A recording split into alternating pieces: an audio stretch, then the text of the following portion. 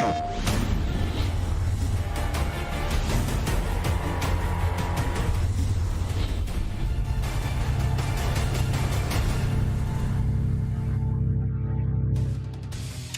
everybody and welcome. My name is Ketchup, joined by Wonder Chef. You are watching our latest week of the PS4 Tournament's MK11 Open Series Invitational. If you've watched these before, you know what we're in for, right? We're going to have a bunch of players, 8 players from EU and CIS, and then 8 players from North America later today. They're going to go head-to-head, weekly invitational, prize money, all that good stuff. And, you know, at this point, Chef, some pretty important bragging rights. But the PS4 Tournament is an overarching system that combines both Open Series and Pro competition. And as always, rather than talking about it for a bit, why don't we show you instead?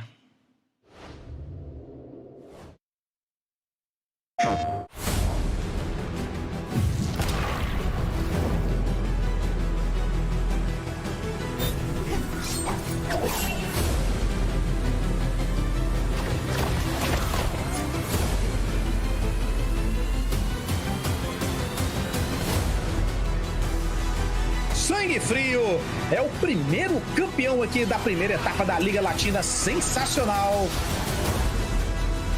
Look at this damage. Very doable.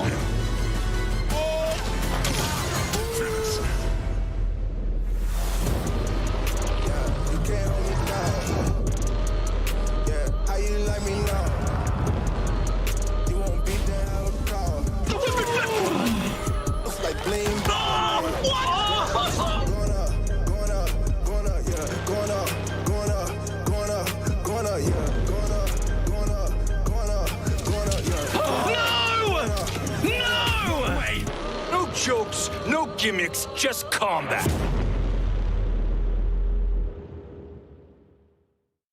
PlayStation. And one of the tournaments that you saw in that video was the Mortal Kombat 11 Pro competition. It's a league running from December to May, I guess it's from 2020 to 2021, with 3 unique leagues, each of a different region: North America, Intercontinental Combat, and Liga Latina. And each of those is broken down into different sub-regions. And overall, there is a lot of money on the line, $60,000 in total. And that could be yours if you go to compete.playstation.com to sign up. But hey, today we are here with the Open Series, which has been so much fun over the past month, or even just the past few months. It just feels like constantly, especially with Europe, right? We've just seen a huge change in the levels of power. Like, it's like just a constant like balance of power change, and we've seen like new players, big upsets, just so much cool, right? You can't really go into an Open Series of EU knowing what you're in store for, and I think that's very much an example. This time we had our recent Grand Finals, which again was the tale of just players always on the rise, and sometimes it will be a close exchange, sometimes not. But in this case, Asadamata versus Mirko, 2 of Italy's finest Mortal Kombat players, one of which in this bracket today. We'll be seeing Mirko yet again. But I mean, look, they go head-to-head. It's almost always a game 5. And I think I think it was the winner's side they played was a sweep. A convincing result for Mirko, but the Grand Final's definitely a lot closer. But this is just the way it goes. They're 2 players that just know the ins and outs of one another. And I mean, it's always a great time to watch that Mirko Scorpion, because he's all over the place, but he's so reactionary, Evan. He's just such an insanely fast-paced player. Yeah, it's so interesting, too, because Mirko will be like, oh, yeah, he's clearly one of the best in the entire region. And then suddenly I just feel like we won't see him for a little bit. You know, like, for instance, I don't think we saw him the entire month previous. As you can see, all of the different champions that we had, with K-Top actually coming off of a 2-in-a-row victory, which is a pretty rare thing for Europe, unlike maybe North America. But, yeah, Mirko, you know, he'll seriously, like, not appear, especially in the Open Series, for, like, an entire month. And then he'll come back and he'll be like, yeah, I'm just as good, if not better. And it looks like that's just the case again, but we do get the interesting opportunity of seeing him appear yet again today, which should be really cool to see. But The story of today, as far as this bracket goes, is there are a lot of players that are either new to the Open Series, or maybe they've only appeared once, and we didn't get a chance to see them all that much. Starting off in the bracket, though, Disarded and Blood Eyes, two players who are regulars to the Open Series, so we've definitely seen them before, and we'll definitely see them again, but their matches are going to be interesting. Fun to watch one way or the other. Moving on to the next one, Son of Saibo and True Hunter 13. Are you familiar with either of these players, Ketchup? True Hunter definitely rings a bell. I've definitely seen True Hunter play before. The interesting thing for me is that his main in the survey is listed as Melina, so we might be seeing some Melina. And I believe it was Melina the last time we saw True Hunter as well. I think it was right as Ultimate came out. I'm pretty sure was when we saw him in the Open Series. But Son of Saibo, definitely a player that I've not seen in the past, but Scarlet main, apparently, so always excited for that. Serious Hitman versus Girl in the Dark, very excited for that because we could see some more Terminator. And then Mirko and K-Top, I mean, that could be a grand finals right there, but we get it as round one. Now, if you want to get involved in all of this, check out the prize money that there is to play for. The weekly invitational giving that $250 for first, second place $150, and then third and fourth getting $100 each. And then the monthly finals at the end of the month having that $400 for first place. A lot of these players can get that regular top 8, top 4 even. And in this case, it's not a bad little payday, considering a lot of these players are going to be grinding Mortal Kombat 11 regardless. They get involved because it's a great thing to do, keeps their, I think, competitive reins in check. And it means that they can just earn some money in the process. Now, compete.playstation.com, that is the one-stop shop for competitive Mortal Kombat these days, for both the Pro Competition and Open Series. So what are you waiting for? Go on the website, sign up, play, compete, and we would love to see you in our upcoming tournaments. Now, Wonder Chef, match number 1 could very well be Rain versus Shang Tsung. This is like I was saying, you know, two players that we're more familiar with. There's I'd say two more familiar matches today and two that we're not as familiar with, but this is definitely one of the familiar ones. However, Disarded and Blood Eyes don't actually run into each other all that much that I can remember. It hasn't happened a million times like a lot of the other matchups that we see in EU. So I am pretty excited for that. And of course, Disarded always brings his own very unique flair, being the unique style of Shang Tsung that he is, always using a lot of the different ninja moves now that we have custom variations, and being one of the most improved players throughout the entire run of the Open Series, I would have to say. So it's always fun watching him. It's a little bit more of an aggressive Shang Tsung playstyle. But like you said, his opponent, honestly, could be using Rain, could be using a lot of different characters. We've seen multiple from Blood Eyes. I'm not sure really who he's going to use today. Yeah, because it's recent, excuse me, it's recent climbing and just, I think, taking a real liking to Rain. Blood Eyes for the longest time really was a Frost specialist, and then over the past couple of weeks, really, in both Open Series and Pro Competition, Blood Eyes has used Rain all the way through, but it's been 3 separate variations. There's been kind of what Mustard and I always like to refer to as the shell, you know. There are some players that they can't really be seen without certain moves because it's just how they approach a character, but then there's 1 or 2 moves, mostly 1, that they'll swap in and out depending on the matchup. And Blood Eyes, I think that he likes that mixture of Hydro Plane and Hydro Boost, and that extra move he'll swap out. Sometimes it'll be Geyser Palm, sometimes it's the Quantum Rift, sometimes it's Tidal Wave for that kind of low element and the safety, the -8 on Amplify, the pushback, the corner conversion. You know, there's a lot of different elements at play. And I'd like to see the Rain again. A little bit biased because he's my favorite character in the game, but also the fact that Blood Eyes is a real specialist, and Rain really, I think, is a specialist's character. You need to have a firm grasp of the game itself, but then Rain brings these, sorry, frog in my throat today apparently, unique elements that essentially you need to understand Rain on his own. It's movement, right? You can make people whiff. I'm going to go and mute and clear my throat. Help me out. Yeah, for sure.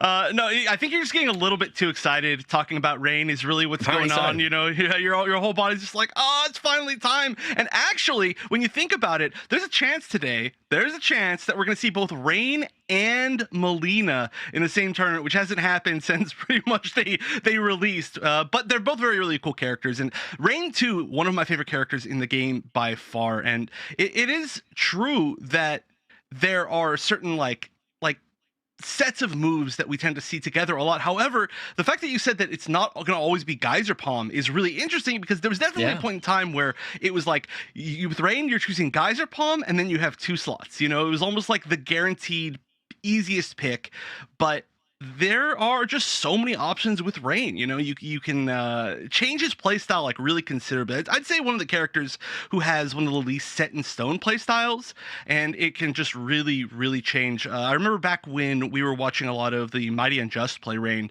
and he was really good on using the it's hydroplane, right? The move where he dashes backwards and then you can cancel. Yes, correct.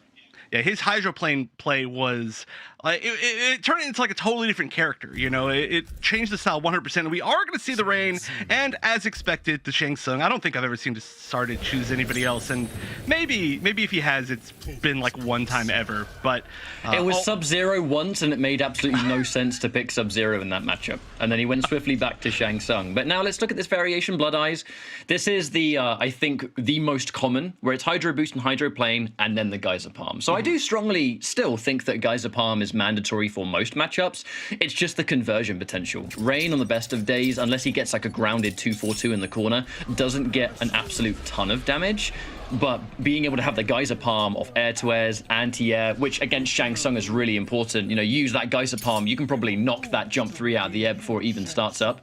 And I think that actually might be a part of this game plan, is being able to keep Desarted on the ground, perhaps. And he starts things off with that forward 3, an underratedly good button for Rain. I think it's like -5, I recall. It's not unsafe by any means. Yeah, it's just barely minus. It catches people moving at the very start of the game. It catches people jumping at the start of the game. It's a very common option that we see, but immediately the jump kick's working.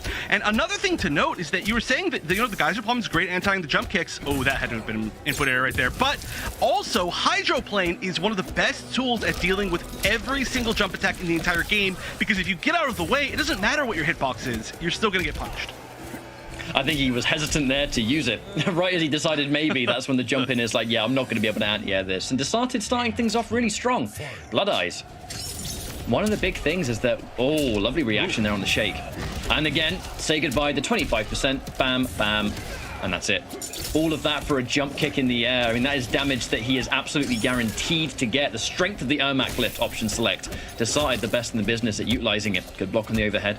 But Blood Eyes, one of the big things is that when he does his Hydro Boost, he tends to meet you with a high, and he gets down one a lot for it. I'd love to see him start doing like a back 2 or something or other. Just a mid of any capacity. Rain has got a bunch of them. But, ow. Yeah, this is already looking like it's... Oh, that was actually a punish opportunity. Didn't really go for very much. I like the side switch on the back 1-4, but that is... Okay, there's going to be a little bit of pressure. Oh, flawless block. Oh, he was so ready for that. And that's actually not a super common thing to be ready for. Like I said, there's not a lot of Rains, especially recently. I mean, there were quite a few, especially at the beginning of his release, but being ready to flawless block a jump kick after the Hydro Boost is pretty good sign, I would say, of matchup knowledge. And, you know, some things started happening there, but really Desarted felt, in my opinion, like he was in control pretty much the entire time. He was, and the jump 3 was, as always is the way with Desarted, a huge part of that matchup. Blood Eyes, it was kind of like his general game of footsies does tend to put him at range of jump 3, and Shang Tsung's jumping, I mean, it's got to be one of, if not the best jumping in the entire game, because of just what it gives him. The fact that it's a jump kick, it's the fact that when you take Ermac lift on top of it, you're eating, like I said, it's jump kick into Ermac lift, dash 1, dash down 2. That's 26% damage every single time off one of the best jump-ins that often wants you to try and anti-air it. And if you want to try and anti-air and you eat like a quarter of your life, that's difficult to deal with. But Blood Eyes maybe needs to slow the pace down a little bit. I think it kind of went into that game with Desarted knowing full screen, be ready to shake the Qatar. When we get in close range, I can brawl, and that's what I want to do in the first place. I'd like to see Blood Eyes kind of feel out a little bit more. You know, let's figure out what our approach should be here. Yeah, still throwing a little bit far away Katars there. Oh, it's starting off with a crushing blow. Already, definitely continuing the momentum from the last round, but we've got some good corner pressure. Oh, I like that. He didn't do anything off of it, and he definitely bit it. That instant jump 2 was definitely supposed to be a flawless block up 2, but instead he got punished, and I like this. The corner pressure's happening. Oh, good conversion. Oh no, would have been. Yeah, can't quite pick up the down 1 into standing 1 though. Hydroplane cancels. Yo, I've got a good jump 3 of my own, mate. And there's that flawless block once more. A huge part of this matchup will be flawless block. Oh, but the punish on wake up for Blood Eyes. Unfortunately, without meter, is not going to be able to get a huge amount of damage from that situation, so he has to just keep it simple. And Geyser Palm, Would have put him out the corner. Desarted. Oh, no. Empty jump. Oh, He's no. going for the sneaky stuff. Oh, he did it! He did it! He had to go for the fatal blow right there. I felt it in my bones, just slightly minus going for it, but Blood Eyes was ready with the jump over, not trying to just press any button to retaliate. And so managing to pull that off after it looked like the momentum was going to be switching. Oh, speaking of flawless blocking some jump kicks, that was a beautiful way to do it. Wow, like flawless block on the back 2-1-2. He is extremely flawless block happy. Desarted. Always has been in this situation. Flawless blocks being able to either screw with frame data, sometimes it messes up your jump. Even if he hasn't got meter to up to it, he'll just kind of mess with the frames. It completely throws you off your game, honestly. And the clean jumping. Was not expecting it to work. And the down one. Ow, plus frames. Yo, we're playing a interesting layer so far. It completely caught it. There's the up two. But again, expecting a breakaway perhaps. Blood Eyes gets the corner. Again. Oh, the pickup. Now any fatal blow will do it. Oh, no! Oh, but he already used it. I think he maybe forgot that he'd used the crushing blow. Otherwise, that could have maybe been a bigger combo. He had the bar, so yeah, guaranteed. And in fact, he could have gone into even fatal blow off of it, but cheeky. Big mistake and nice. Cheeky, cheeky, cheeky. Stagger, stagger, stagger, down one counter poke. A lot of players can interrupt that too. Characters can. But in that situation, Blood Eyes, he was just being... It's a layer of unpredictability because the back 2-1 stagger, that's important because there's that flawless blockable gap on the third hit. It's a very common hydro boost situation, especially seeing as it starts off like a confirmable mid. And I think Blood Eyes just kind of keeping that next level of, you're expecting this, but you will not expect this. Down one hydro boost. Now, I think that might be the only time it works, but if it wins the game, nice little trick worth pulling out, I think. Yeah, I mean, I think there's a chance we could see it again. So much of Rain is not like an overhead low game. He doesn't really play too much of a strike throw game, although he kind of can because he does have to like wave dash back up on you. A lot of it is going to be, you know, these staggers and making your opponent like press buttons when you want them to, I should say. You know, either getting the whiff punish or hitting them with like, for example, something like that, like the down one into Hydro Boost. There's a lot of different weird ways that Rain kind of just like scares you and confuses you and makes you press weird buttons. So, you know, if he sees it works once, maybe it'll work again. It also is a good way to, maybe not off down one in particular, but it could be a good way to start baiting some of these flawless blocks. And that, honestly, at this point, may as well be completely guaranteed reptile slide on the end of that mid. It's just, you have to be so insane to block low because the overhead yields so much reward. Blood Eyes, that down one. The delayed back two. He wants you to think that a grab is coming. And in this case, there is one. They get teched. Started. Man, we are swinging right now. Oh, I love that grab because he got flawless block up 3 last time he did that. And the grab immediately calls it out.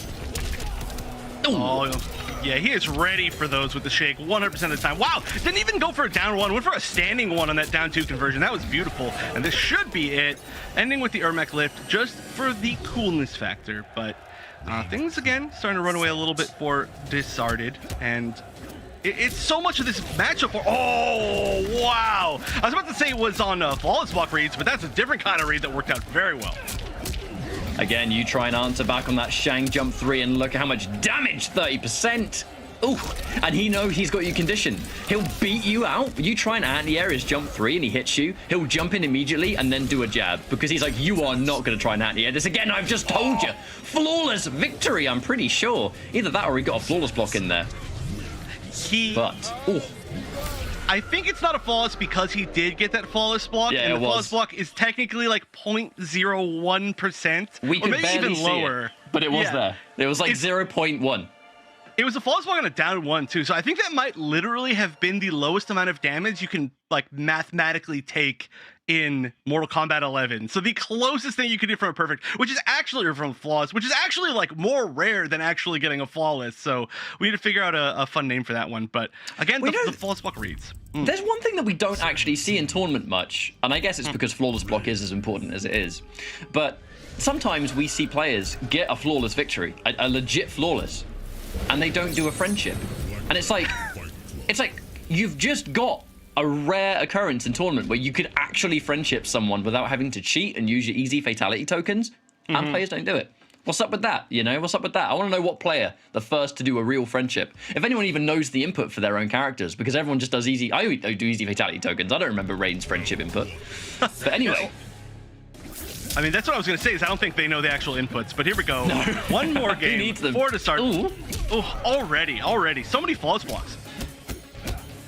And it will be. These are two players that are heavily flawless block focused. Disarted, absolutely. Because he creates a lot of situations where Shang, and like right there, the jump 3, you feel like it's never your turn. He gets a flawless block, and you've just taken 28%. The high up jump kick, you think you can finally poke out, and then he launches you for it.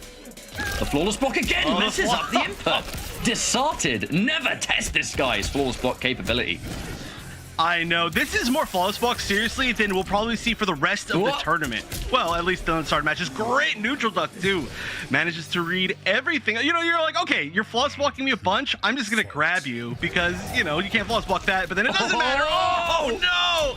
Oh, no. Wait a minute. He's going to get a second one. Oh, disappointing drop. But regardless, that was still a lot of damage. And now no defensive bar in the corner for Blood Eyes. This is looking rough, but he's got some pressure going. Nice daggers. Yeah, I mean, back one on hit is actually really plus. It creates a good situation. Oh, the preemptive Geyser Palm. Ooh, good bait. Whoa, what's going on? This anime? I don't even know. This is weird. Aerial mobility, slides for movement. Oh, catches him. This should be a good amount of damage. Well, he has changed to a variation that gives him airborne specials. However, it is that, again, that slide, fatal blow. This creates an opportunity for Blood Eyes. What's he going to do from this? Because Disarted has just been that one step ahead every time. The big thing is he just knows when Blood Eyes wants to press a button. And he knows when he doesn't want to press a button. Oh, no. Oh, lordy. Was that a mistake? That interactable was so far away. I don't know what he was fishing for right there, but of course a wonderful crushing blow punish by Disarted to win the set off of that weird far chainsaw interactable. Maybe he thought it was like a different interactable. You know, you come out of that fatal blow animation and there's not a whole lot of time, so maybe he was thinking like, oh, it's the spear or something like that, like if they were on the Tarkatan war camp level or something like that. But clearly, that chainsaw was just not in a good range to make it happen. And this was I feel like I say this every single week, but it's because the Open Series has such good matches. But what a great way to start off the day. That was already a level of play that was just ridiculously high. I mean, the fact that so much of this set was decided on flawless blocks is unbelievable. I mean, it's too early in the morning for that kind of skill. It's how Disarted has always played. It is a devastating layer of Shang Tsung that I actually don't think we see from a lot of Shangs because they're not offensive-minded, whereas Disarted is. So he creates the entire game. Like, his variation's called Jump 3 Moment. He knows that it's his best button that he is the master of using at this point. And I say that. You can probably listen to me say that and scoff and go, master of a jump-in, okay. But I mean it, because you look at this kind of matchup. By the way, that is a block late crushing blow, which is why it hits so rarely, but it hits mostly from far away. The cool thing is it gives him a double amplify. Anyway, that he builds his whole game plan around a jump 3 that he is so aware of what you're going to try and do about it that his jump 3 option select game is ridiculous anyway, but then he does extra layers like a high up jump kick. That's not plus. You want to get it down 1. Guess what? He's already thought about that. He's flawless blocked it and launched you. So the next time he jumps in, he knows you're going to be nervous to anti-air and he'll jump in with a punch, which jails into this or that or a grab or whatever. And he crafts this perfect game plan around an amazing jump in, and he should. He knows the strengths of his character and he's one of the best in the world at utilizing it. And I will die on that hill for sure. But we're going to go into our next matchup now, Chef. But wow, great way of starting. But we could be seeing here Scarlet versus Melina, maybe, if I have my characters right. Let me consult the survey again. Well, let's hope, because that would be very fun to watch. And, you know, we don't have a lot of the more classic Scarlet players here in the bracket today that EU tends to bring. So we got to replace them with somebody. But we don't know, because Son of Saibo is new, as far as I know, to the Open Series, and definitely not a player that I'm as familiar with, but I'm very excited to see them play. So there's two big reasons why I love the Open Series. One is that we get to see matches like that last one, where players that we know to show off a ridiculous level of skill, but then also play matches like this one, where players that we don't see as much get to show off something new, and I always do see something new. Son of Saibo, maybe Scarlet, hopefully Scarlet, but On the other side, I'm also really interested, are we actually going to see Melina? Because we did end up seeing the rain, which was very cool, and it was quite a good rain showing. However, of course, Discarded is just Discarded, you know, and especially that style up against rain is going to be tough always, but of course, we'll see him potentially later in the lower bracket. Now, on this side, like you said, True Hunter, this was the one I did mention at the start of the day that there was a lot of players that I wasn't as familiar with, and some that I thought maybe had shown up before, and yeah, True Hunter did sound familiar to me too, so I do believe they had made at least one top 8 before, maybe more than that. I think it was right when Ultimate came out. So we'll see how hopefully Melina has evolved. Otherwise, I don't know. I feel like we always talk about what characters people can play and then they never play those characters. So I feel like I can't go too far into hoping, but look, what do you think about Melina in the current metagame? I think that Melina, the biggest setback of Melina, and it's something that Melina players talk about a lot, is that her 1-bar punish damage is really weak. And that is a major problem in this game, I think, is that you kind of need to be able to have a punish situation where even if they break away, you're getting decent damage. And Melina doesn't really have access to that. If she hits like a fast punish into roll and she amps and you break, she gets like, I think it's like 7% or something. I think genuinely, I'm sure I saw Koizi saying online that like a short hop does more damage. You know, a short hop attack does more damage than like a 1-bar punish. So maybe not. But True Hunter going in with Sindel this time, and Son of Sibo, gotta actually give a shout out. Saw a location, Northern Ireland. The Irish community is something that's, you don't see a lot of Irish players for NetherRealm, but they're very passionate and dedicated to the game, and it's a high concentration of talented players, so it's great to see another here in the bracket. But the Retribution, so this is different to Boiling Point in that they both are similar moves, they look similar, but the Retribution causes a restand. And it's a bit easier to combo into, I believe. I know it's a move that Josh TQ, Raichu TQ definitely likes to use as well, which we've seen a fair amount of in the competitive circuit. But now, Scarlet versus Sindel. Not a matchup that I've seen in some time, to be honest. Yeah, this is, I'm going to say this is like the two characters that we see from Mr. Ramirez pretty often, but against each other, really not for a while. Sindel, of course, a great character that I still don't know why we don't see more of. See some little stutters here, but hopefully it's just for us and not for the players. So it looks like they're continuing their pressure pretty strongly. And, oh, great counter poke. Reading the, oh, and there's the Retribution we were just talking about. Not a super common move. Only a few players that really use it frequently. But like I was saying, Sindel, so strong. And you can see why here, you know, just controlling every single range, even against the character with incredible normals like Scarlet. Plus frames, the respect. Oh, short hop over the low poke, but another flawless block, and True Hunter. I'm liking the flawless blocks that we're seeing already. Establishing in round 1 of game 1, I know this matchup. All the players today flawless blocking so much, just reminding me about how bad I am at this game. Like, they're playing an entirely different game. Oh no! One of the most painful roll punishes, and are we going to see the full combo? No, didn't quite charge enough. That's a super common execution error, and one that I've definitely been prone to. Speaking of how bad I am. Nice anti-air standing too. Crispy business. Yeah, standing 2 anti-air is actually one of her strongest anti-airs. It just only works from like very, I don't want to say very far away, but definitely in front of her. You know, you have to be really trying to land like a deeper jump kick or one that like hits in front of her general head, I guess you would say. A couple of spikes here. Hopefully the players aren't experiencing it. Yeah, it now doesn't. Fatal Blow is ready for both sides. Doesn't really look like it's stopping them at all. So I get a feeling this one may just be the observer. We'll see. Well, goes for the full string. Oh, I don't think True Hunter was like, hang on a minute. The pushback, the fatal blow again, looking to punish, the right idea. Oh, full string again. Block. Oh, he's gonna survive. He will survive. But it's so hard to avoid all chip. Yeah. Scarlet, probably one of the best in the entire game at guaranteeing some form of chip in one way or another. At some point, you're going to have to block some slow projectile or one of the blood tentacles that we're seeing right there. So, all right, this is looking very, very competitive. And there was an escape failed, actually, at the very end of that round. So now Scarlet has it locked and loaded. And Sindel has one too. We started off with another one for True Hunter, so the grab game is going to become quite scary. However, really, Scarlet being able to get any kind of opening into heal, you know that's going to be quite the factor in keeping a grab. Anti-air, but too low down to confirm. Staggers. Uh-oh, are we going to spend it? Yes, we will.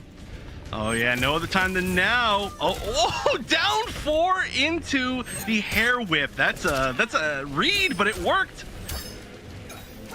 Oh my lord, there is definitely some pausing going on. I do hope that's spectator side. Oh no, that's gonna be the game. Yeah, and one of the biggest strengths is that Sindel can do that whole combo, that super fancy high damaging combo, and none of it at all is breakable, which is just so scary. I mean, that was really nice confirm off of just like a normal start. Normally we'd see that combo being confirmed off of the scream crushing blow, or you know, like a charge scream that somehow hits me in some weird way, but that was just, oh yeah, I see that I'm hitting and I'm going to convert the whole thing. And that is not an easy combo. I would have to say that is one of the more difficult combos in the game. I don't want to say one of the hardest for sure, but definitely on the higher end of execution.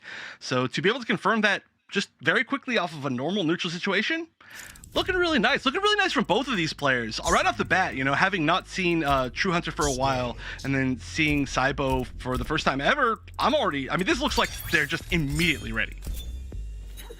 You need to do that. These are two characters, especially Scarlet, that you need to establish to the Scarlet player early, that you know the details of the matchup that can make Scarlet one of the characters that is said by a lot of players to be, you know, on the lower side of the tier list. Now, I'm not saying she's bad. I truly think that when it comes to NetherRealm games, MK11, the bad characters are not as bad as other games, you know, because we see Scarlet players do really well in tournament still, but her weaknesses can be easily exploited by the highest caliber of players. The flawless blockable gaps are a real problem. Another pause taking place. Let's really hope that the players aren't having to kind of go through that, but if they do, then they'll just have to power through, as now this round is looking good. Saibo. Oh, delays a bit too long, does True Hunter, and now has to hold the plus frames. Short hop. Oh, we're mixing, Chef.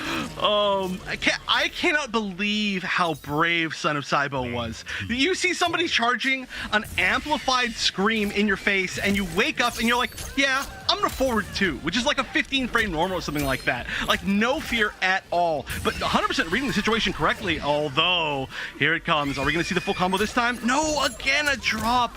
And the funny thing is that True Hunter's execution on the actual like jump loops has been perfect, but just charging sure that perfectly. Scream is the easiest bit of the combo. I know. It's super funny. Like, just go for the hard part only. Let the easy part miss. You actually don't even need to go for it. It's just extra. Oh, great. Lovely couch. Nice call out there. More plus frames. The respect is being shown now. Clipped though. There's the retribution, and now the restand situation. Now it's not plus. The regular version as well. I believe it's neutral. Oh, so much of this tricky business.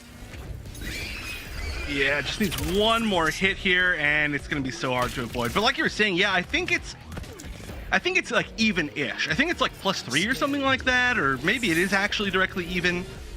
I do remember thinking that the normal version was slightly more plus by like a few frames in the amplified. I don't remember. It's a really weird move, and I'm curious to see why somebody would really choose to use it over the boiling point. Just because, I mean, it purely comes down to restand. The boiling point is a knockdown and the restand isn't. And I believe, if memory serves, that retribution has like slightly faster startup too. So if you're looking to confirm into things like those late situations, retribution just has a little bit of a better hit rate. You just take the trade-off. For the utility of both of those things, you lose a little bit of damage, but it's not enough, I think, for some Scarlet players to not want to use it. And in this case, working out, I think. Yeah, totally. I mean, it's just boiling point, the damage and the knockdown that we've seen from it are just disgusting. But this shows that Scarlet, that's not the only reason why Scarlet is starting to do a little bit better post-ultimate. You know, there's a lot of other really cool tools that she has. You know, we've seen a lot of Blood Rain, which hasn't come out in this match. We're just, she's a flexible character. But right now we are going to see, of course, back to the same thing. Oh, nice. This is a really cool match to watch because the normals from both sides are ridiculously long, so it's almost like it's even ground. Oh, the perfect call out on the button press though, as now looks like True Hunter has gone for a different variation. Either different moves or different visuals. It was hard to tell, I will be completely honest, but now The jump in. The immediate down 4. Good block on the overhead. No flawless block, though. Haven't seen that established just yet. Oh, wow. She dodged the tentacle. Wow, that was like right the perfect place to not get hit by that tentacle. I actually can't believe that hit. It has a really good hitbox up in the air usually. I think it was because maybe jumped forward, but one way or another, good conversion off of it. Not gonna matter though. Yo, you ever anti-air jabbed someone for 27%? Ooh, into restand. Ooh. Round 2. Hurt so good. So good. Oh, that's an interactable. It's so fast and so far that everybody forgets that it exists. You know, it's like It doesn't help that it blends into the stage as well. Everything's so red. Scarlet blends into this stage. I wonder if her projectiles are a little bit harder to see, you know? I think so, personally, yeah. I've actually run into that issue a little bit. Even like as a Scarlet player, I'm like, wait, where's my slow blood ball? Like, I'm trying to follow it up. It's one of the advantages of playing Rambo with the bow is that his arrow is so small that it's actually really hard to see the projectile. So it's kind of like, you know, one of the little bits of utility for it, I suppose. Anyway, in this matchup, looking for a flawless block there, I think that short hop was, and catches the charge, and that will be a combo. Charged sufficiently as True Hunter brings another round in play. That was kind of looking like all Scarlet for a while. For his sake, it's good he's been able to bring it back. Yeah, this is, like I was saying, a really competitive match so far, which is great to see. Oh, that was really cool. That was really, really cool. Unfortunately, the jump attack just barely went the wrong direction. Just maybe like a few frames later, and it would have auto-corrected. Oh, there's the back 2. It starts to mix. Okay, what? Okay, that had to have been a wake-up up 3 or something, because wake-up standing 3 is the greatest read of all time if it's intentional. Instant jump anti-air, and that's another catch. Boom. 25%, not too shabby. Which though, and that's gonna be actually not as much because True Hunter doesn't have any meter. That could have been a lot more. Interruption! Get those fake cancels out of here.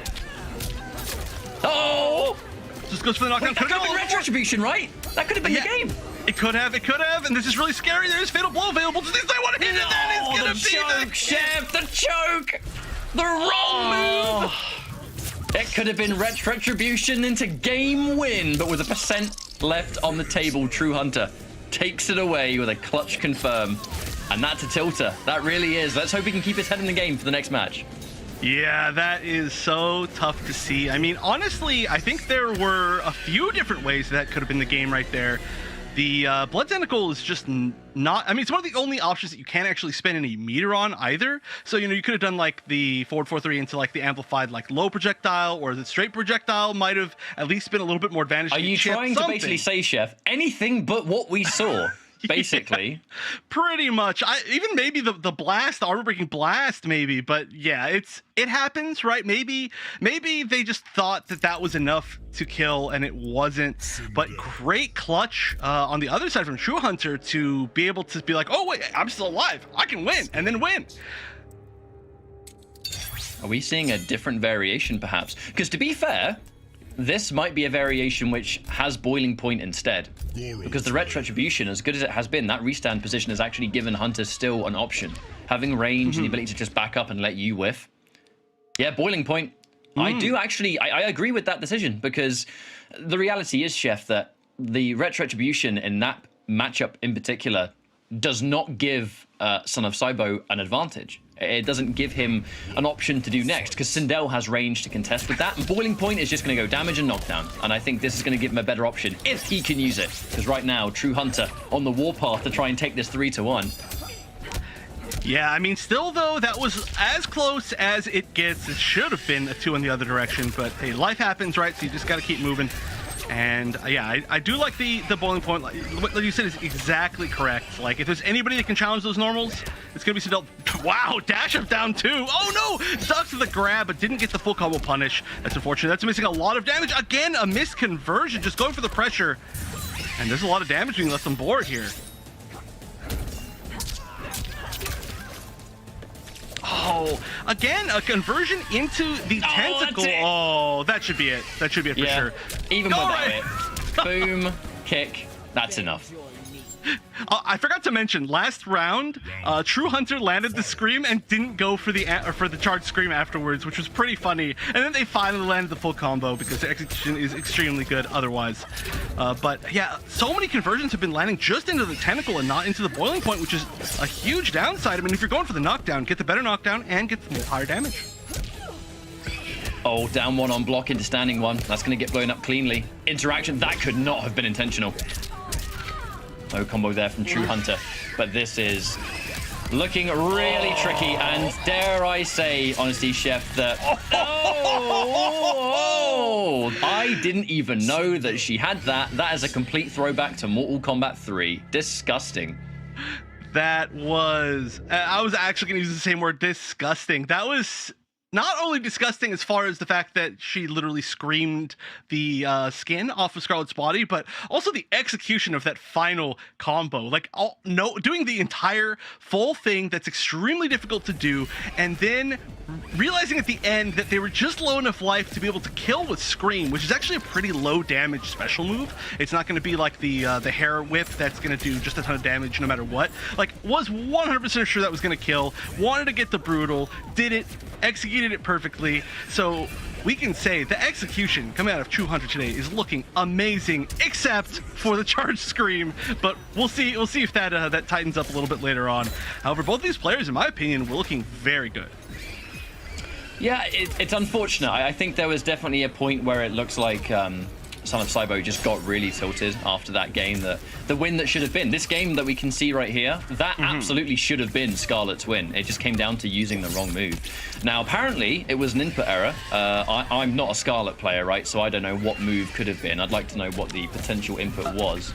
To kind of clash with it. Well, because if that was an input error, it's still a very unfortunate error to make, because clearly couldn't recover from it in that last game. And I probably honestly thinking about the last game, because it didn't seem like he was all the way in that final match. And now it'll be Desarted versus True Hunter going head to head. And we now move on swiftly. Girl in the Dark versus Serious Hitman. I think Aaron Black versus maybe Terminator. We've been seeing a lot of Terminator from Hitman recently.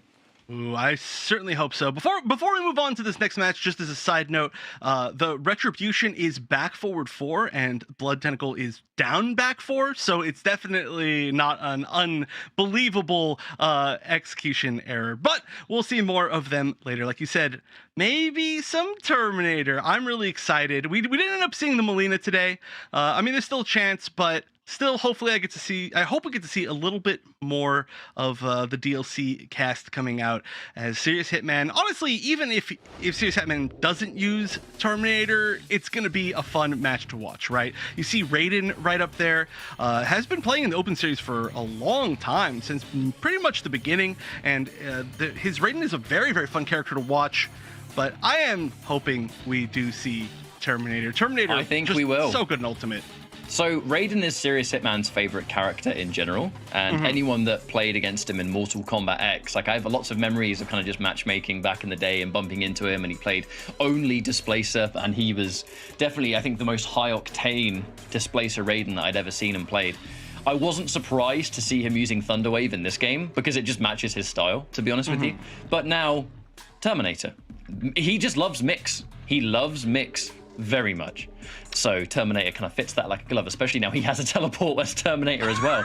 Now, Girl in the Dark, I think making her debut here, but Aaron Black, I believe, is the main here. So we should be seeing Aaron Black versus Terminator, is what my guess is going to be the matchup.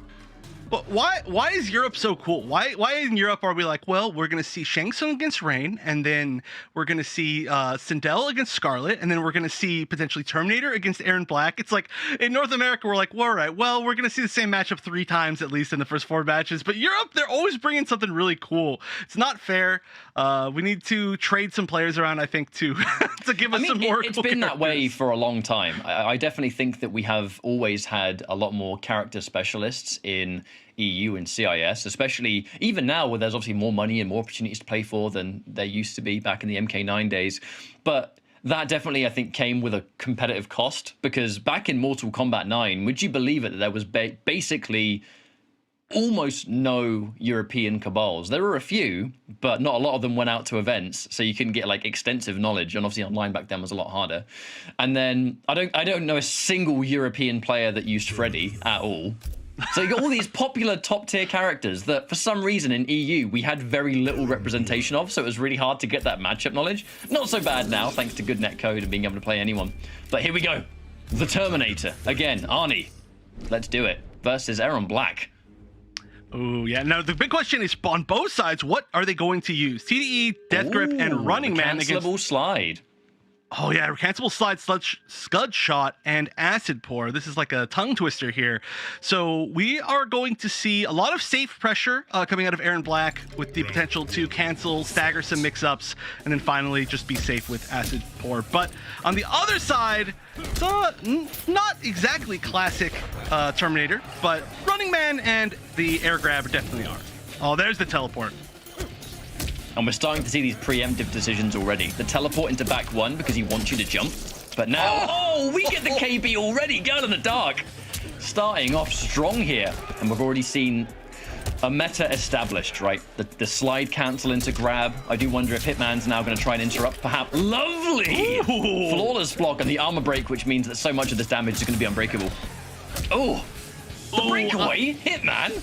That was a mistake. Yeah, I don't know about that. I mean, even if there was some sort of punish scenario, you are at literally like 1 HP here. That is going to be super tough to come back from. Oh, is that KB?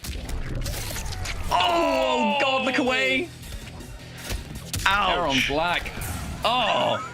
You ever have that happen to you and then get punched in the head by Terminator? Just gets from bad to worse. Don't stand on him again. Poor old Aaron Black. Now, there's the confirm.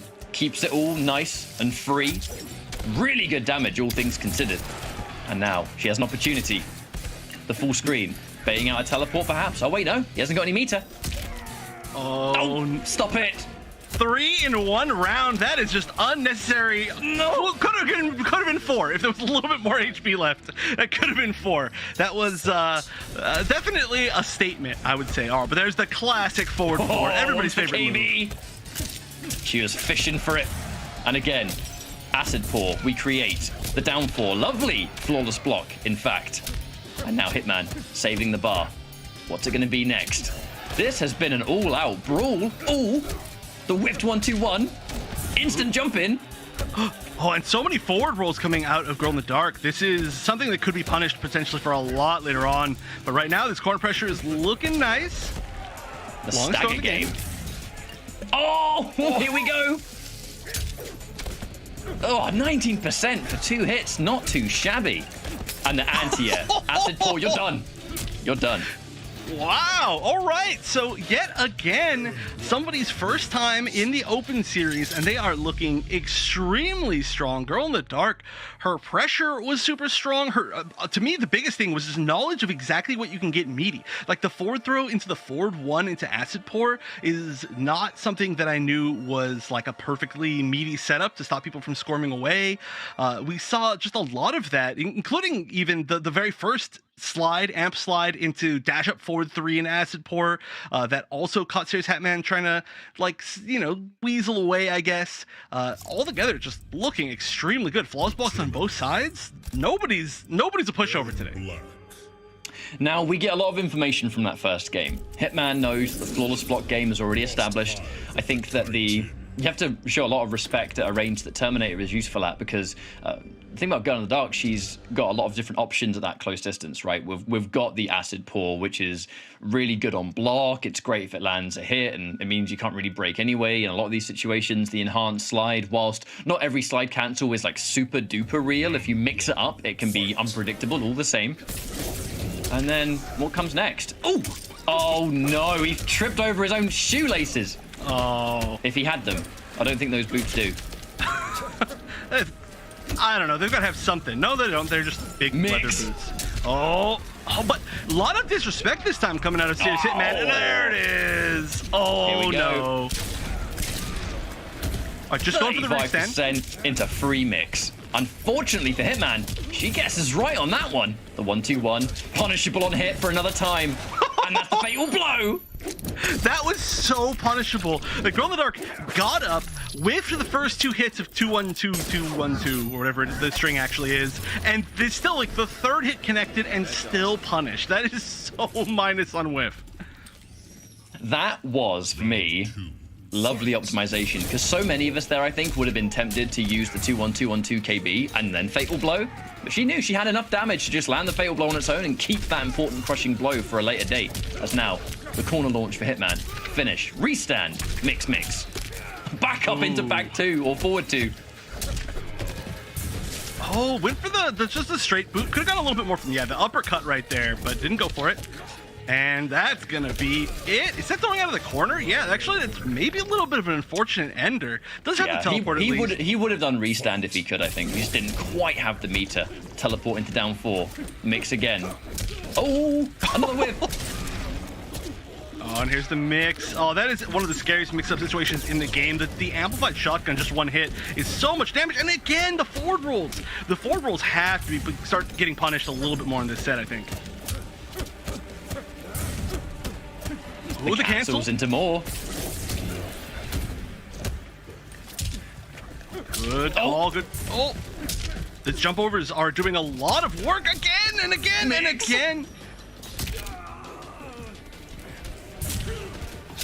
Oh. Me. Oh, went for the risk. Oh. Okay, this isn't over yet by any means. 2 and 2's crushing blow is still available. Oh, never mind. Now It is definitely over. Oh, and I'm surprised there's no brutal off of that. Can we make a request to get a brutal off of the grab in running man stance? But tied up, 1-1. I don't want to know what Terminator would do. He'd just like kick the whole top half off and it'd just fly away. Yeah, that could work, or maybe like just split them in half. You know, like down the middle. Terminator has some savage brutalities, you know. Like, he really does. But that's now going to be a 1-1 situation, which I've got to say, Chef, is much more in that game was Hitman just establishing the mix. It's what Terminator has to do. The teleport does give him a little bit more of an edge in the neutral that he didn't have before, but there's really no getting around the fact that he's the closest thing in the entire game we have really to a true grappler. Or at least grappler, I say that grappler archetype where it's I get in and establish some kind of heavy guess-based mix that is high risk, high reward, you know? And although Hitman and Terminator has a lot more than that as utility, because you've got the overhead, you've got the low, it's still the same kind of archetype. And he's one of the only characters, I think, that truly has that. Yeah, I mean, you are guessing 100% of the time if Terminator touches you at all, you know? Even a blocked jab, a blocked down 1, there's something that could happen after anything. So you've just got to guess forever. Nice anti-air. We've seen a lot of down 2 anti-airs, which is not the most common thing. Oh, lands the hit. Doesn't go for the KB, though. A nice little trade-off for Gun in the Dark, though, because they kept trading hits, which he already has established a massive life lead, and here comes more free damage. Keeps the forward facing as well, the corner position, and the meaty grab. That was always going to be a tricky position, and a wonderful round 1 in this next game. One hell of a way to bring yourself back in. Yeah, super fast round. And, you know, especially after getting mixed up by Terminator, you know, we were talking about tilt in a previous match. Oh, I love the delay on the teleport. That makes it so annoying. Absolutely holding up forward. Oh, speaking of up forward, mix again. God, so much damage. 21%. I know, it's everything just adds up so quickly, just from like 2 hits in a little exchange at a time. Oh, I'm sad that wasn't a punish. That would have been super cool. But now all offensive bar is gone for Serious Hitman. Needs to land something a little bit stronger. Oh, I like that. That was a cool little trick. Oh no. Oh, misses a big punish. And the punish is correct. Yeah, I do like that, though. So he lands the 1-2-1 or anything on here. He hasn't got the offensive bar, but he's got defensive, so he still goes in for a teleport to establish unpredictability. Now, that's enough distance. No! Oh, ouchie. Oh, that is such a high damage crushing blow, too. 330. Damn straight. I'd expect it to. Anyway. There's the cancel, the jump in. Late jump in, though. So much jumps. Hitman fishing for it. Down 4 and the teleport out, but the jump in's going to work out. Air to air. Wait a minute. The full combo and the breakaway. So close to the armor break. Restand. One more mix. In this case, all 3 hits. Oh, yeah. Just needs to find some hit. Wow, actually hits hit at the startup of the teleport. Oh, that's not KB, is it? Okay, nope. It's not. It has to be them, not Aaron Black. Oh, no. Is that enough? I mean, it's gonna hurt. Hitman doing an up 3 right there. I mean, a bit too desperate, perhaps, with the utility that was left. Oh, okay. You have to watch out for the acid. Oh, it's the drop kick. When all else fails, forward 4. Always forward 4. Wow, what a comeback, and super clutch. I mean, so what I was saying earlier is that, you know, we're talking about tilt in the previous set, but Terminator is easily one of the most tilting characters in the game when he starts mixing you up, and especially now that they've added the well, I guess now that he can use the teleport in competitive play, that is also one of the most tilting moves in the entire game, hands down. But it's clearly not tilting Girl in the Dark. You know, like she's making the comebacks perfectly. She's staying clutch. She's not making like dumb reads or dumb calls as far as like punishes, like maybe 1 or 2 dropped here or there, but everybody does. Like the mental fortitude is clearly there. But I'm really liking the composure. I think it pretty much goes into exactly what you were just talking about. But Hitman dedicated to every decision, no matter the cost, and that's really what I associate with him. Is that I don't want to say he's careless, because that's really not what I'm saying, but there's a lot of situations where you kind of need to do that risk calculation, and he disregards it a lot of the time. If he believes it's the right thing to do, I don't know what was shadowboxing, but if he believes it's the right thing to do, he'll do it regardless. Yeah, it makes a lot of up sense. 3 was not the one. Yeah. Well, that's gonna be the one. Is that far enough? No, just barely too short for the crushing blow. But yeah, I mean, when you play a character, spend it as well. That's possible. Oh, look at all of these little hits and finally catching that wake-up roll. But yeah, you've got to take some of these risks. You know, when you're playing Terminator, if you're playing safe as Terminator, you're probably just playing the wrong character. Restand. The mid again, but this time mid into mid grab. And that's the first round here for Serious Hitman. We are trading rounds like nobody's business. The drop kick. Oh! Watch your head. Oh, well, how many times are we gonna have to see this animation in this set? This is ridiculous. This is ridiculous. It's too many times. That Terminator down nice. 4. It's such an important tool for getting in, establishing plus frames. Wake up down. The low profile. Ooh. All right, but just needs one more solid hit here. Uh-oh. We've seen the comeback happen before. This leaves them very close to each other. This is a weird spot. Oh, you think a grab's coming. That is an element of mix upon mix upon mix. I saw someone the other day, was talking about Terminator being, quote unquote, just a 50-50 character. Thing is, there's more than 50-50s to those mix-ups. It is not a simple game of overhead or low. It is the initial sometimes grab, like command grab, depends on what kind of command grab you want. Because I know Albi Backbreaker and regular, I think they're both highs. It's the tackle of Running Man that's mid. But then even if you block it, the initial mix, and he's got Running Man, there's something else you got to deal with. Oh, real MKX mix-ups, really. Very, very much so. Except for an MKX, you probably would have gotten a full combo off of most of the options. Yeah, but every option would have given you a vortex into the next one. Yeah, exactly. But definitely way more mix-up oriented than most of the other characters. Definitely more than a 50-50. It's especially one thing that we're not seeing is the cancel from the Running Man stance, which can add even another layer on top. But clearly, it's unnecessary at this point. Maybe going to be pulled out. It does spend some resources, so I think maybe you pull it out like every once in a while. Like just as that like final hit, weird clutch moment thing. But I'm glad this set is evolving to be as close as it is. As we're moving now into the final game. Oh, that pickup so far away. It looks so weird, but the hitbox is amazing. So that's got to be one of the best moves I think the Terminator has, is the air grab. Oh, absolutely. It's so important in this kind of meta where they want to jump and then you just air to air. You can get a full combo for it on its own, I believe. I don't think it does much to change the combo scaling too much. But now, the ranged game begins. The delay. I really like that, actually. Girl in the Dark walking forward to make sure that basically the teleport, he's guaranteed to stand in the acid just a little bit. Yeah. It's a super good call. Wake up down to armor break! Ouch. Yeah, that is rough. And there was no way to escape that. So match point for Serious Hitman. And the first time, somehow, this whole set that we've seen the actual armor break. And oh no defensive bar. Going for the restand. What's the mix? I called it. I told you. You did. You called it perfectly. Oh! One of the big reasons why you don't always want to go for the high in the corner right there is down to will crushing blow it. Girl in the Dark, she's able to fight her way out. That 1-2 could have been a 1-2-1 into full launch, but I just don't think Hitman believed it was going to connect at the time. The retreat. The double retreat. That's expensive. Oh, And where is he? Teleport in? Oh! Oh! No bar. Thank the heavens. Yeah, that could have been it. Oh, okay, that's gonna be safe. Wait a Press minute. the button. He's got meter. Oh, and he cashes out. I forgot he could even do it. Wait, is he going to do a nice little trick for us? Or is this fatality? Oh, no.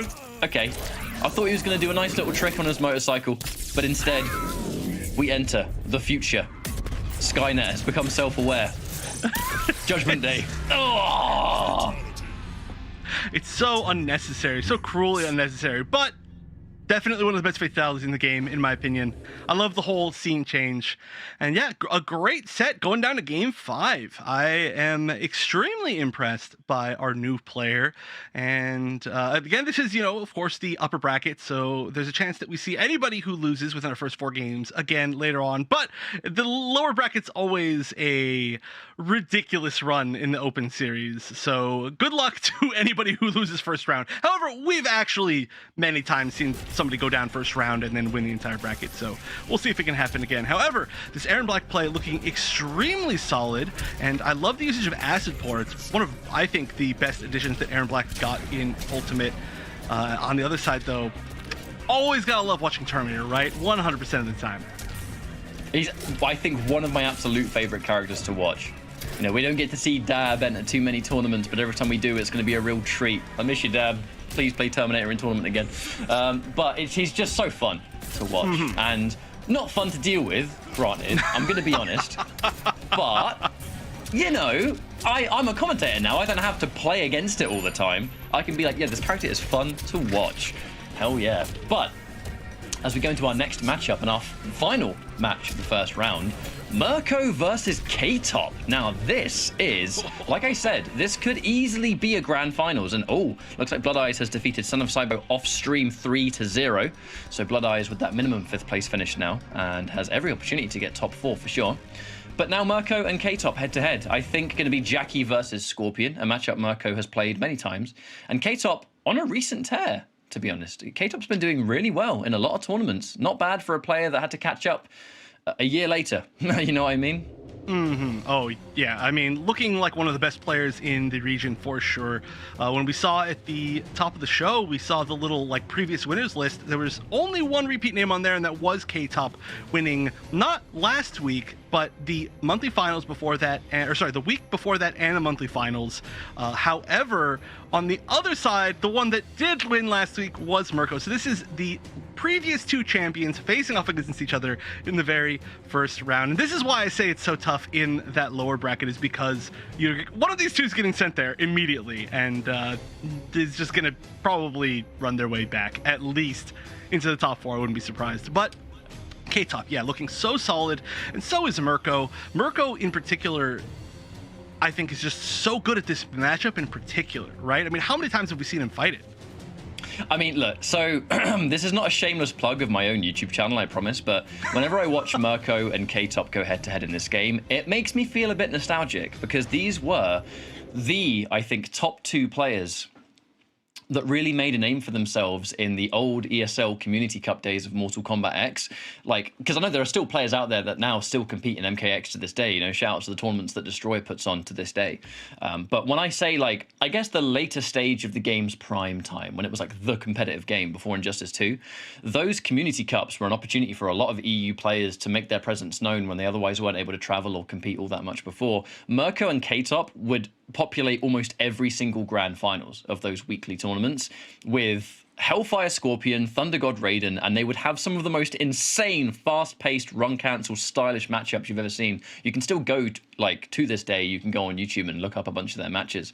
And they did the whole thing together, really. I always wanted to see them go to an offline event one day, maybe kind of show what they were made of, because they have such similar styles that even now they have a lot of those kind of characteristics, the pace, the reactionary game plan, the fact that they have a lot of nitty-gritty matchup knowledge, and they're just young up-and-comers. They have so much in common with each other. They were good friends at an early point, and it's always nice to see them go head-to-head years later at this point.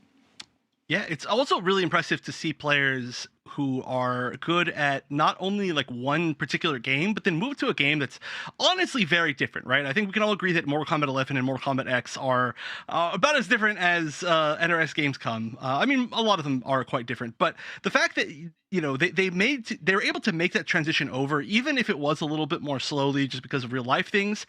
It shows like this is a high caliber player. It's not just like, oh yeah, this game really fits me, which does happen, and there's nothing wrong with that. But these players are undoubtedly going to be competitive for as long as they continue to play NRS games or whatever other games they choose to play. And we are going to see, of course, the classic matchup that we're expecting. Well, not classic, but they're classic picks, is what I should say. As I don't know if I've ever seen these two play in 11. Have you? If you remember? I believe they've gone head-to-head before, because I've made this comparison in the past, but I don't think it's been like super duper recent. But we'll see how it goes. K-Top has got one of the most aggressive Jackies in the business, which is saying a lot considering she's already the most aggressive character in the game. But Mirko, extensive matchup knowledge here against Jackie. Now, we do see sometimes Scorpion players go back to the full-on reborn against Jackie because they like the air grab, that one kind of big counter hit. But Mirko, a big fan of Burning Spear. However, we immediately catch K-Top with the opening. Yeah, and this is scary, of course. Again, that interactable in the corner, one of the strongest interactables in the entire game. Actually could have used it as an ender right there. That would have done so much damage with that, especially with the damage over time on the floor. But K-Top taking a huge early lead. Mirko's gonna have to fight super hard to make this comeback. Great block, though. There's that cancel. Flawless block on the forward three just to shut it down. Another full combo here. And we will spend 2 bars just to be safe and secure. Guarantee it. Because remember, the meter builds in between rounds. We're about going to round 2, and K-Top, he's just about to build that first bar back already. But I've never seen back 2 anti-air like that, and I had no idea if it was punishable. I don't think K-Top knew either. I think it's when he just went for that down 1 as a little bit of a check, but clearly it wasn't. And there we go. That's why I'm saying this is so strong. Imagine giving either of these characters a command grab that you can tick throw off of, because I actually don't want to imagine that. Oh, nice fade. You want to anti-me? Eat this. The back-to-back and the side-switching ender. Not too shabby. The stagger into grab. Jackie's grab game. You have to be thoroughly confident to try and challenge that Jackie grab. Ooh, yep. Able to break away, but now just any hit grab or anything is going to be enough. And oh no, not anything apparently. He didn't amp it. He didn't amp it. Now Mirko, he will block for his life. He can afford to take 2 grabs at least, plus frames. And again, he's just letting the staggers go. He will take anything he needs to because he just needs a down 1. That was really well played there from Mirko. So many players would have swung there, but he can afford to take a grab. And you know what, Chef, K-Top grabbing isn't his style. He likes the pressure. It's true. It's true. Mirko was so patient there. That was beautiful to see. To be able to turn on that level of just like, yeah, go ahead, do whatever you want. Oh, lands the hit at the end there. I'm not really sure what exactly happened. You very rarely see the end of 1-1-2 hit because it's pretty telegraphed. But the damage starting up. Oh, too far away. She like sat on the top of his head and then just kept going. That was so weird. There's the dash, the throw tech. That's going to be a little bit of free damage.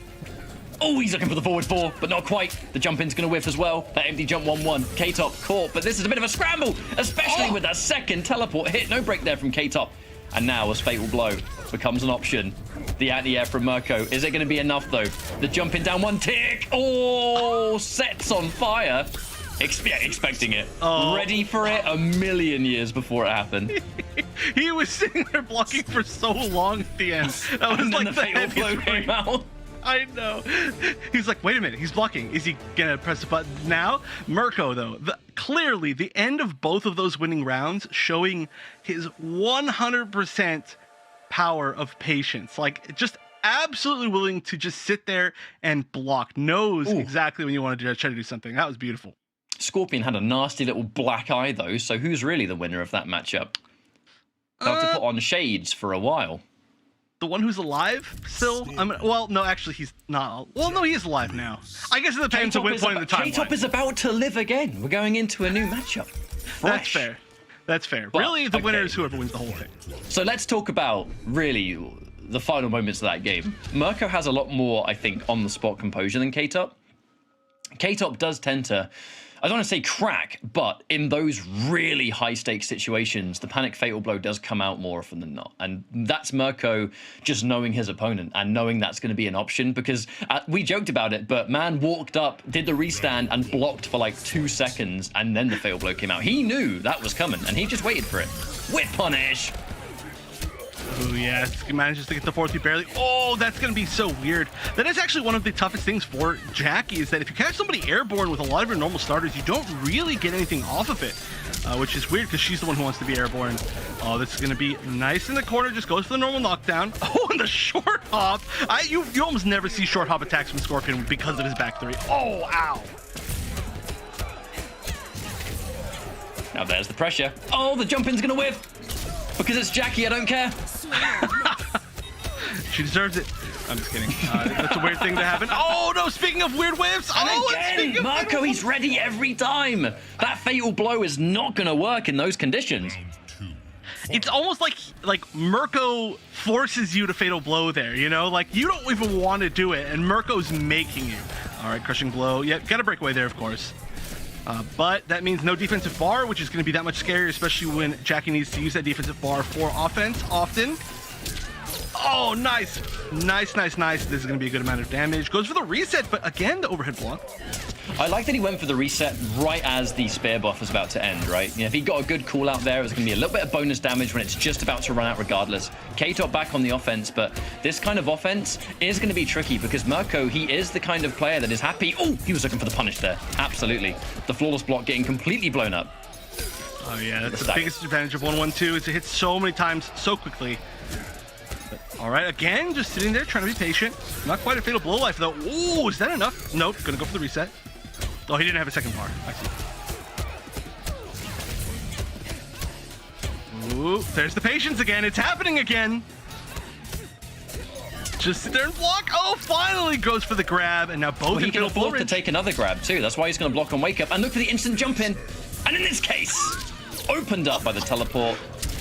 Dana, you know it. You know it. The second you see that double spear, we're ready for the brutality. Now, I mean, in this case, Scorpion definitely was the winner because at least he still has a head, you know? That's true. He's definitely got a head. He had a black eye last time, but at least he is not headless. And that's now going to be Mirko with the 2 games. But, Chef, Mirko plays this matchup so well.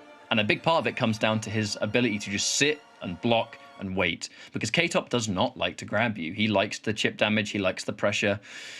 The thing is, if you sit and block and that one opening to escape, you get much more damage than he gets. That's going to be a situation that's in your favor every time, and Mirko knows that. I actually think that Mirko gets a lot of that from Asadamasa. You know, one of his main training partners. Asadamasa will sit there all game and get grabbed because it means that he's not taking a full combo. Mirko is very similar, and if K-Top refuses to grab you, he's never going to outdamage you. Yeah.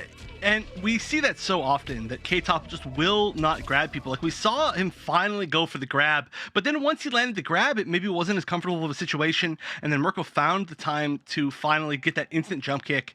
And, I mean, that's the other thing, too. You know, you can be patient all you want, but Mirko is 100% at finding the moment to stop being patient.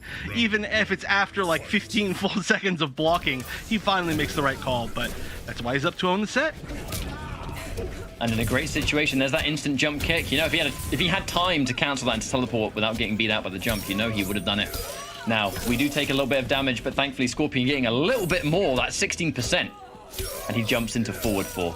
It does create that back 3. Mirko doesn't use the back 3 unless he's conditioning you to, like, get hit by forward 4. Now, he saves it for a rainy day. Oh, that was the quickest micro duck that I've ever seen in my entire life. It looked like he was just grabbing me on his jab. Oh, it's over. Just needs one more hit here. This is going to be tough to avoid. No flawless block on the 4-3-4. But again, here we are again. He's going to block this all day. Oh my god, the one time K-Top grabbed him, he micro-ducked. Mirko, you absolute cheeky man. K-Top's going to be sitting there going, dude, really? The second I do it, you duck? Do you have a crystal ball or something, Mirko? Like, come on, mate. I can't pressure you. I can't grab you. What do I do? You know, like, just feels hopeless, but that's the way it You're is. fighting Crushing like blow? the hardest AI, and they just move read everything you're doing. Yep. It's like they're cheating. You know, they read your move on the frame. It happens. Oh, 2 in a row. This is just nasty. No meter to fully convert, but regardless, it's still so much damage overall. But Jackie can make the comeback. Jackie's damage, some of the highest in the game. The throw tech and the instant jump. Looks for a corner confirm, was almost there, and K-Top might not even have an opportunity to break anymore. 11% health is not going to cut it. 1-1-2. Mirko, this is prime opportunity to win, and we are here yet again, Chef. We are, and that's the one opportunity. That's the opportunity he's looking for, man. Domination, through and through. So strong in this matchup. I would be willing to throw it out there that maybe one of the best people at fighting Jackie in the entire world, you know, definitely in the contention for best in my eyes. We've seen Mirko so many times go up against Jackie, and you know, it's so weird to say, but you look at it and you're like, wow, Jackie, this looks tough, you know, like what's Jackie supposed to do? And you're like, wait a minute, why am I feeling bad for a Jackie player? That's not how this is supposed to work. But it's just the perfect level of experience and the perfect level of patience and being able to turn on the patience and here we turn go. it off. Oh. Oh god, I'm so glad we got to see it again. Sorry, K-Top. But I mean, yeah, that was just Mirko displaying a perfect understanding of the matchup, perfect execution in the matchup. And I think K-Top, to be honest with you, not doing a lot of on-the-spot adaptation either. Like, we kind of needed to reach a different form of offense because with the exception in that final game, I know we joked about it, how the one time he grabbed, he got neutral ducked. But every other time, I really think we needed to see more offense than we were seeing, because Mirko was content to just sit and block for days and wait for that one opportunity. And it happened all 3 games, constantly. But yo, check out these next round games. Desarted versus True Hunter, and then Serious Hitman versus Mirko will be our next matches on stream, as now K-Top has to take on Girl in the Dark off stream. And then we'll just continue the bracket as we go. But we're going to go to a quick break. Before we do, I'd like to remind everyone how you can get involved in Open Series and the PS4 tournaments in general, because it has always been more than just Mortal Kombat too. If you're a fan of fighting games, we cover BB Tag, Under Night, like Soul Calibur. It's all been here for so long, and you can go right down there, the bottom of the screen, compete.playstation.com, whether you're here on YouTube or Twitch. Scroll down, you should be able to click a little icon that takes you to the competition center. Simple, easy process, and we'd love to see you. So, Chef, we're going to go for a quick break, and when we come back, the rest of the tournament will return alongside it.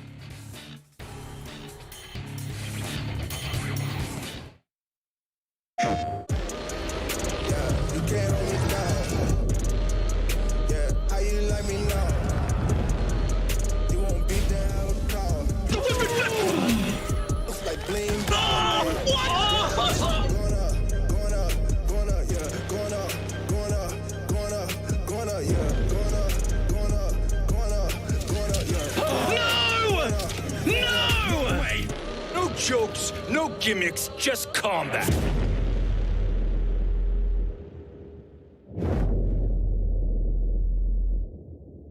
PlayStation.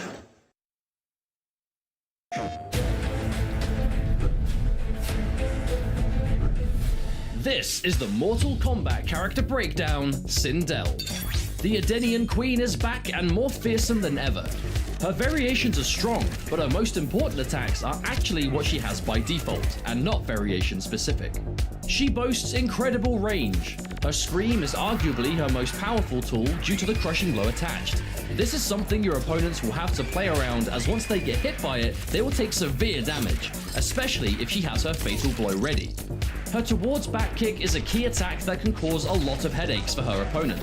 This cartwheel leads to a string that is completely safe and resets you back to mid-screen distance, allowing her to play an effective hit-and-run style. In addition, her towards back punch leads to a long-reaching overhead string, and her away back punch is a low attack that launches the opponent in the air. This mix-up keeps opponents on their toes, which can be easier said than done when combined with her other distance options. With range on her side, Sindel can absolutely be a force to be reckoned with. Low damage at first glance, but can explode life bars with the right resources loaded.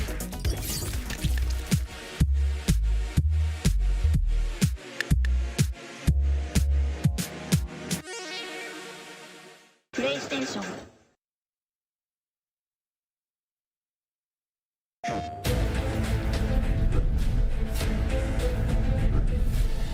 This is the Mortal Kombat character breakdown, Geras. Making his debut in Mortal Kombat 11, Geras is a big body character with fearsome attacks and abilities. Geras hits hard and has formidable strategies built around large combos or command grabs. His playstyle dramatically changes based upon which variation is chosen, more than most characters. New Era uses the universal Titan Tackle in a unique way. Stepping it back grants him tricky cancels, and Spike grants more ranged options. New Era lets you really get into your opponent's head when you're on the offense. Infinite Warden grants heavy-hitting combos with bed of spikes. You'll lose the Titan Tackle, so you'll rely heavier on your basic throws.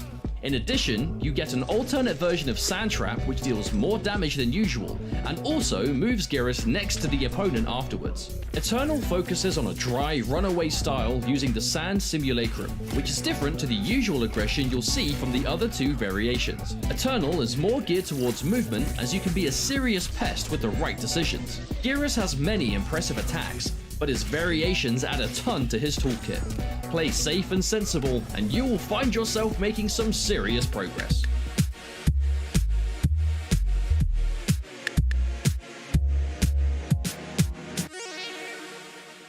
PlayStation.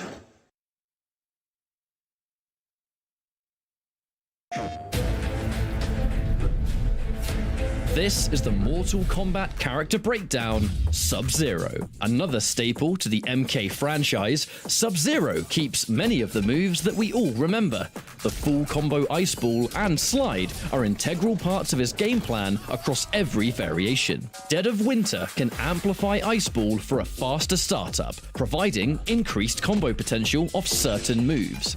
Additionally, it goes through projectiles. The Cold Shoulder replaces Slide, but does excellent damage. If you want mix-ups and combos combined, Dead of Winter is the choice for you. Thin Ice trades larger combos for projectiles, of which we have plenty. These projectiles can all be used together to greatly increase Sub-Zero's neutral game. Finally, Avalanche is the setup variation, thanks to one special, the Arctic Trap. This creates an obstacle on screen that will freeze the opponent when touched. Opponents can often find themselves stuck in certain positions that they'd very much rather avoid. Sub-Zero is a rare character in MK11 that has both an overhead and low hitting attack that can truly enforce an overhead or low mix-up. Add good variations on top, and Sub-Zero becomes a lethal choice for mix-up heavy players.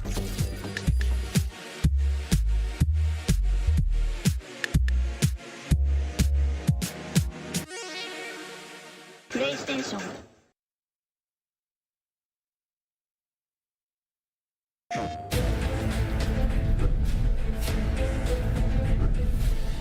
This is the Mortal Kombat character breakdown, the Joker. The Clown Prince of Gotham sports range on his normal attacks, meterless combo potential, and big damage across the board. Combine his lethal base moveset with 3 different variations that expand on this massively, and you're left with a character that has a tool for every occasion. The Clown Prince variation brings range and keep away thanks to a low projectile. Amplify this for high damage, and additionally providing unbreakable damage to really save your skin. Ace of Knaves is tricky and uses Jumping Jester and Jack-in-the-Box. These tools provide scary knockdown pressure and trap the opponent into unfavorable positions. Finally, Madman is damage and safety through and through. Great for newcomers and not very complicated, also boasting the most streamlined combo game around the launching properties of Kapow, which Madman has instead of the Bird Boy beatdown special. Universally, his Fatal Blow can be cancelled out of, and even has a throw-crushing blow tied to its cooldown. This alone gives the Joker the most dangerous Fatal Blow in all of MK11, often a game changer. Fans of the Joker will feel right at home, terrorizing the competition.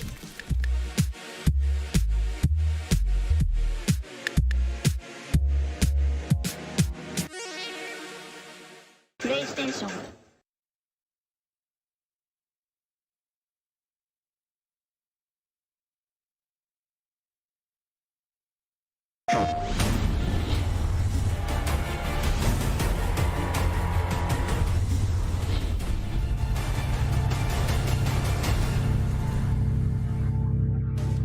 and welcome back to the PS4 Tournament's Mortal Kombat 11 Open Series European Invitational. We are just done with the first set of matches for week number 3 here in March, and so far they have been quite good with a lot of players that we either haven't seen before or haven't seen for quite a while. But as we move forward up to the upper semifinals, it will be players that we are pretty familiar with. And honestly, you know, the bracket overall today I feel is very different than the usual names that we usually see, which is pretty exciting. Absolutely. We get to see True Hunter, where I'm curious to see whether it's going to be Sindel or Melina up against the Desarted, because you know Desarted has a variation that's really going to fight you. I think that's why we saw the Sindel versus the Scarlet instead, because Melina versus Scarlet, she'd probably get zoned out, which is one of her weaknesses, obviously, because she's a very close range character. And then afterwards, we get to see a matchup that's a bit more familiar, but still just as much chances of being high octane, really.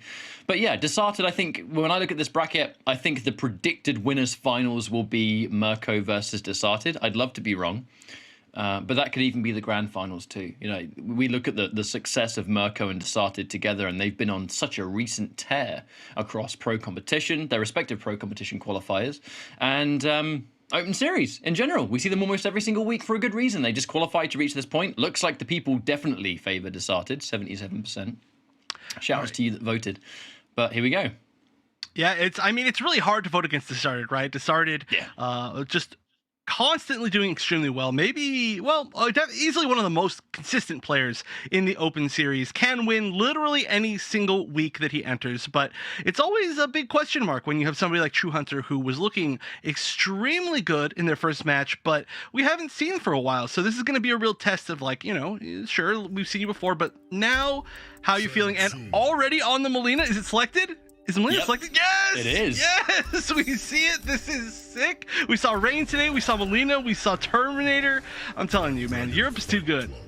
It's also rare footage of someone using, like, one of the primary costumes, really. A lot of Melina players do kind of go with different customizations. So we have Command Grab, Rolling Thunder, and then Extended Strings. So this is, you know, not too out of the ordinary from when we do see Melina played.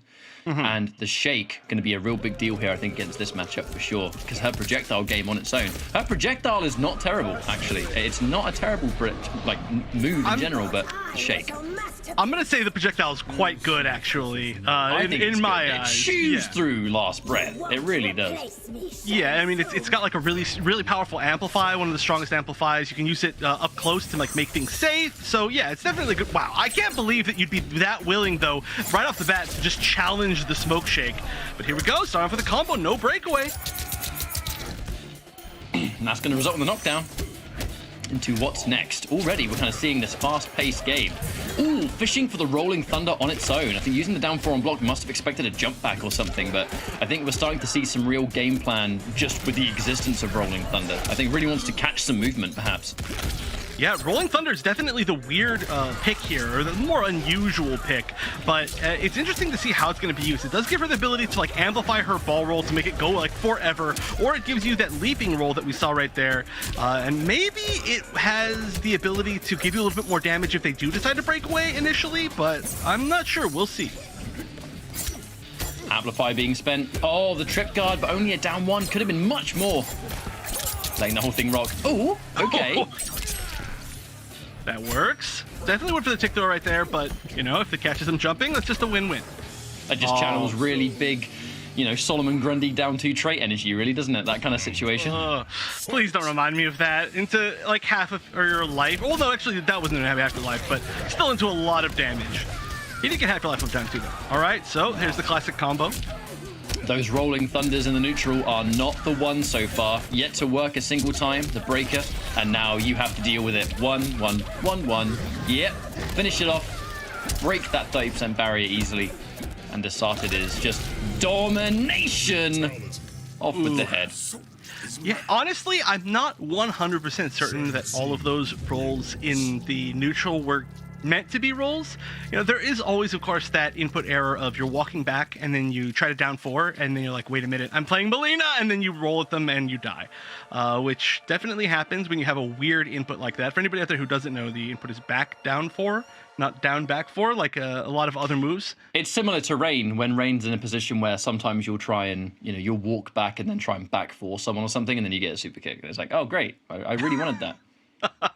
But just the way it is. And in that situation, yeah, I think the one off the down 4 at the start might have been intentional, just to try and catch Desarted jumping. The second one, yeah, looked a little bit more unusual, I think we'll say.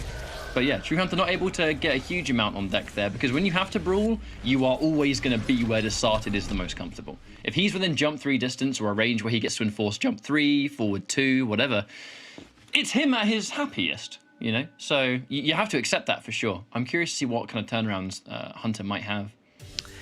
Yeah, I mean, that, especially off of those unsafe rolls, everything just like moved to the corner, and it just looked really tough. So we'll see if things change, if maybe there isn't something that really just like sends the momentum one direction. Oh, no, not Christian Blow. I really thought that was Christian Blow. We were close to it. Oh, I like this spacing. Yeah, playing right outside of that jump 3 range, very intentionally. Oh, but great shake. Say goodbye to at least 26%. Oh, Fishing for more damage near the corner. It's because you said it, of course. He finally dropped the combo and didn't go for the easy one like usual. Down 4 into projectile. That's going to be a little bit safer than the down 4 roll read. Oh yeah, for sure. Oh, made a really heavy call out right there too. Maybe that's one of the reasons. Maybe you can get over the second hit of the corpse explosion with Rolling Thunder. It's a theoretical. I don't know if that's real. It's a nice chunk of damage, 24%, or 25, I guess, is much more accurate. But Fatal Blow is going to steal the round away. Desarted is coming in hot, and that will do it for sure. Absolutely. Yeah, that's a great way to confirm into it. Of course, that Fatal Blow from Shang Tsung, not really, I want to say one of the worst Fatal Blows in the game. Luckily, having Lift makes it a lot more viable, like infinitely more viable. But when you can confirm into it, especially if you're going to get a win, you pretty much just want to get it when you can. Oh, there's the punish. Readiness there for Desarted. The wake up too. Oh, God. The drop. Oh yeah, this is looking tough. This is going to be another combo in the corner into down 2. Just needs one more solid hit. Oh, dash up on wake up into back 1-1. That was a hard read, but back 3, or maybe it was just even down 4. One way or another, either way into projectile. And this is looking pretty one-sided for Desarted so far. I mean, it's not even like True Hunter is making super bad calls or anything like that. It's just Desarted's playing the Desarted game. And when you let Desarted play that game, what are you going to do, right? It's just over. He's looking good in the matchup too. I mean, the punishes on certain strings, being able to get that standing 3, like that's optimized, right? He knows that's punishable. There's always going to be that element of Melina where, even though Ultimate has been out for a fair few months now, there's still characters that you see so little in tournament that there are intricacies in the matchup that you might be unfamiliar with. And Melina, I think, has one of those larger factors where a lot of people in tournament probably won't go into a tournament being like, I know everything there is to know about the Melina matchup, because you don't see a lot. That's the bizarre thing about, I think, the Edenians in general. Like, they have a massive casual fan base, absolutely. There's no denying that, especially Melina. She's one of the most fan-demanded characters of all time. But she was, and quite rightly so. She's an iconic character, and it was great to see her back. But in the tournament realm, there's just almost none. There's little Katana, there's little Melina, there's not a lot of Rain. Yeah, Sindel's pretty much the only one. I think Jade's probably the only popular one, right? Well, and even then, she's specific. Sindel, that counts, right? Yeah. How could I forget? You are correct.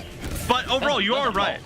There are a lot of Edenians. It's like half the game. It really is. Like, we're only missing Tanya. Oh, that would be... And I was going to say that would be cool. I really like Tanya as a character, but also, do we really want to fight Tanya again? It wouldn't be the same. It would be different, I promise. Ooh. Oh, interesting. Was that a read on breakaway? The back 1 right there was a pretty weird call. I know. I've never seen him end with it before. However, Hunter, we're getting in Fatal Blow situations. Ali, waiting for the breakaway that didn't come. And actually, wait a minute, no, never mind. Couldn't use the amplify anyway because I was looking at the wrong meter. All right, good block. So that is actually punishable when the projectile is with. You can... Well, did that look really weird to you? I could have sworn Melina just like teleported. Oh, good attempt, but great block and punish. Round 2. Yeah, I could have sworn Melina like teleported on that throw. That was trippy looking. But okay, yeah, really good knowledge of how to get around the corpse drop explosion, the amplified corpse drop. But 20% again. Yep, corner positioning. This is tough. Ooh, good done for. Letting the whole string rock there. We're starting to play the extra level. You can duck the ending of that string, but there's so many other options we could do. We don't see a lot of the command grab, I was going to say, before we saw the command grab instantly. We haven't used it, though. There's not been much emphasis on it. I think doesn't want to take too much of a risk here against Desarted with the giant damage and the fact that he has a crazy sixth sense over command grabs in general. His jump game makes it hard to apply. Yeah, I mean, the air. That should have been it. There was actually a lot of ways to make that it, but now Fatal Blow available for both. Just needs one hit, but just a stand jab. That's all you need. And now match point for Disarded. And yeah, honestly, it's just that it seems like True Hunter hasn't been able to lock down Disarded at all. So the command grab is only really being used as a combo ender. All right, good breakaway. A little bit late in the combo though. You could see why Rolling Thunder could be nice for a little bit more damage. Oh yeah, for sure. It's just different enough to the regular one, I think, where that regular bull roll, okay on its own, but it is just the fact that it's the way you can break it that causes the problems, for sure. However, standing 3 on its own, Desarted, he has all the meter in the world to make it hit and hurt. Speaking of which, there goes half of it. Plus frames in the jump over jump 3, and this, I think, should be dead. It. Oh, just barely not. Just barely not. Oh, but it's not gonna matter. There was 1% in it. But who cares? Because it will be a win for Desarted winners finals now. Moving on. As expected, I mean, he went into this set the favorite for good reason, and he did a great job of proving why that is the case. As now, we're going to waste very little time. We'll be jumping into Mirko versus Serious Hitman, and we're going to see Scorpion versus Terminator. When's the last time we've seen that matchup? I don't know. I mean, looking forward to this though. I have to ask before it starts. Whatever happened to Omega K? I want to see that again. He's kind of just, I don't think he's really playing that. I mean, obviously, real life has hit us all in different ways, and I don't think he's really playing as much Mortal Kombat these days because of just, life. Life situations, and we're all in lockdown and having to make do. And I just don't think he's particularly active. But we miss him. We miss him competing. That Terminator was too sick. I know, literally the sickest Terminator I've ever seen in my entire life. And then they gave Terminator stuff with Ultimate, so I want to see that come back. But we're looking at a different Terminator right now, which is going to be Serious Hitman going up against Mirko. And that was probably the last time that I've seen that matchup, which is why I brought it up, is probably when Omega K was here on the Open Series. But I don't know what this matchup is like post-Ultimate at all. I mean, I just assume, so I guess the one thing that we can really truly look at in this matchup is not the character matchup, but the player matchup, because we do know that Mirko is unbelievably patient, but sometimes patience can hurt you as a player. If you sit there and you block too long, it's Terminator, you're guessing like 3 different directions on every single touch. And like you said, it's way more than just a 50-50. It's like one guess into another guess. And so if Mirko's going to sit there and just wait and wait and wait, it could be scary. However, I don't know if it's just good patience or also just great reads on defense. We'll have to see. Now, this is the kind of matchup where Mirko is not going to be able to just sit and block. And he'll know that. He knows that better than anyone. Yeah. So we're likely to have this battle of, we're going to be point blank because it's where they both thrive. You got to be careful with your resources, because if you are playing Teleport Cancel Scorpion versus Terminator, you're not going to have Breakaway. And if you don't have Breakaway against Terminator, he's going to absolutely destroy if he gets a good sequence going. But I think this is the kind of thing where Mirko, I expect some of those, look, I'm going to just dedicate to a direction and keep in mind like my biggest punish for the situation. If I get a jump, what's it going to be? If I get a neutral duck or whatever, what's it going to be? Yeah, I wouldn't be surprised to see Searing Rage. I didn't see what he actually picked, but just so you can punish harder on a risky mix-up character like Terminator, it would make sense in theory, but we'll see what's picked. I would assume it's going to be probably the same variation with the teleport and the air grab from Terminator. You're from Serious Hitman, yep. And we're actually going to see Burning Spear with the teleport cancel still, which, like you said, is Well, you know, honestly, maybe it's not as scary because it's not like Terminator launches you a lot, right? It's not like breakaway is gonna matter as much. And he hasn't got the LB backbreaker as well, so that element of things is also not something to worry about. We start things off with that forward. Ooh, the block on the short hop and the immediate jump. Oh, but he's too far away for the back two. Oh, that was a full combo with his name on it. He's looking for it. That funny looking Terminator down 3, which, as silly as it looks, it does give him one of the best anti-airs in the game. So you know what? Oh, yeah. I'm here for it. Yeah, it is super underrated as an anti-air. I mean, Terminator are actually some of the best anti-airs in general. You can air-to-air command grab them. You can do down 3. You can do his down 2, which stays pretty low and shoots up with the shotgun. A lot of different options. His down 1 anti-cross-up is incredible as well. Oh. Okay, short hop mix-up's coming into play again. He said, oh, wait, you're the mix-up character? I'm the mix-up character. Here, eat all of my unsafe 15% mix-ups. Good block.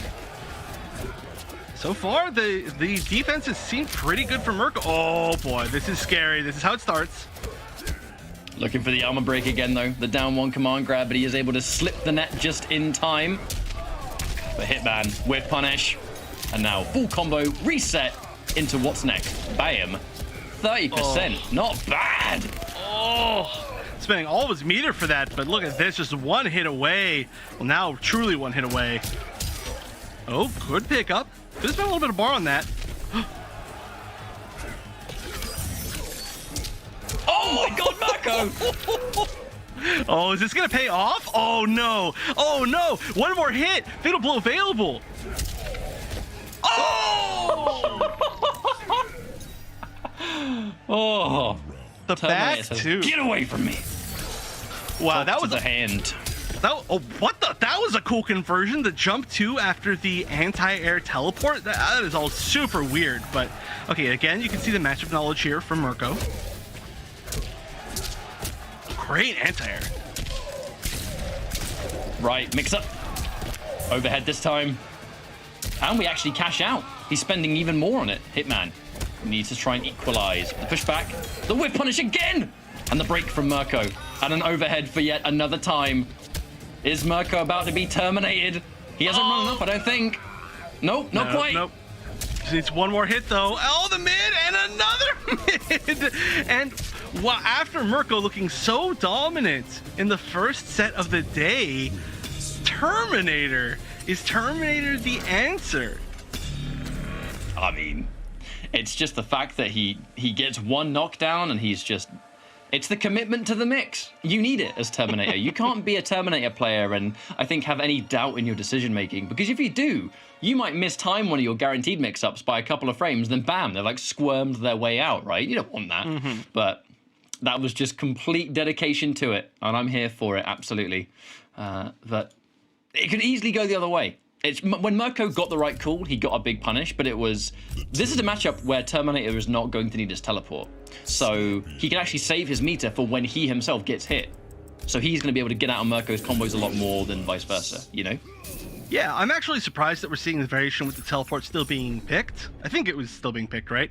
It is a little weird, but at least maybe it gets you out of the corner. I don't know. Regardless, whatever he's doing, just keep doing what you're doing. Yeah, that's the teleport. TDE, whatever that stands for. I need somebody who's good with Terminator lore. I think it's like teleport display. It's like something display. I think displacer, displacing. I think D. I'm sure. I'm gonna look it up. All right. Right now. That's the most important thing here. We need to know that name. But time displacement equipment. That's what it stands for. So what does he do? Does he like teleport forward in time, or maybe he's using a time machine to move behind the opponent? But we'll figure that out later, because he just did 43% damage, by the way, while we're quickly coming to a conclusion. I know. This is looking way better for Mirko. Oh no, back two. That was an interesting choice. Oh no, all that damage. And it could be turned the other way really quickly. Wow, no conversion at all. Could have guaranteed the kill there with the spear, I think. Plus frames. Yeah, that 2-1. I think it's +2, I think. But now, fatal blow. Mirko says, get away from me. I do not want to get hit by one of your mix-ups into fatal blow. Keep that thumbs up. And Fight. Get rid of it. yeah. I couldn't think of any other word. I couldn't think of it. All right, nice back one. Ooh. And no defensive bar, which means this is one of the strongest combo starters. 2-1-2 crushing blow, double crushing blow combo. That was one of the first combos that I think people really looked at in this game. They were like, look how sick these combos are. And it's very rare that you get that to happen now because you usually have defensive bar to break and there's nothing you can do about it. But when it happens, it happens. And it's a lot more damage than it seems like. Oh my god. I love it. Cancel into instant air grab. It catches everyone. There was once upon a time where Omega K was the only Terminator I ever saw do that. It was so cheeky. Now, amplify into mix. This is the round mix, and he dedicates, but the block here from Mirko is good. I mean, but that's the element of playing Terminator, right? It's the risk-reward factor. The reality is, if Hitman got that, what was at least a 50-50 between overhead and low, that low would have won the round. And that's why he went for it. So there's also more to that than just, oh, he guessed a low into Fatal Blow and it was wrong. So when Terminator does forward 3-2, which is the low that we just saw into the overhead, it's safe on block. So you need to interrupt it or you need to flawless block it, one of the FB terms. So not only was he reading, okay, if I hit this low, I'm going to hit you with the Fatal Blow. But if I hit this low and then you try to poke out to punish me before the string ends, or if you try to flawless block it, either way, the Fatal Blow will come out and hit you also. So Mirko actually guessed right on 2 different counts of mix-up right there, which is, that's how, like, deep this matchup can go in, like, something that happens in, like, 1/3 of a second, I think. It's pretty cool, though. It's why we always say that Terminator, whilst he has one of the absolute most devastating overhead low games, he is more than a 50-50 character. Because when he's point blank, you have to do a lot more calculations than you might expect. Now, being able to get a game on the board, it just goes to show the volatile nature of Terminator and how Hitman, I really think, I wasn't surprised to see him eventually pick up Terminator as one of his characters because he dedicates to everything he does, right? Like there is a degree of scary fearlessness that he's point blank and he will do it.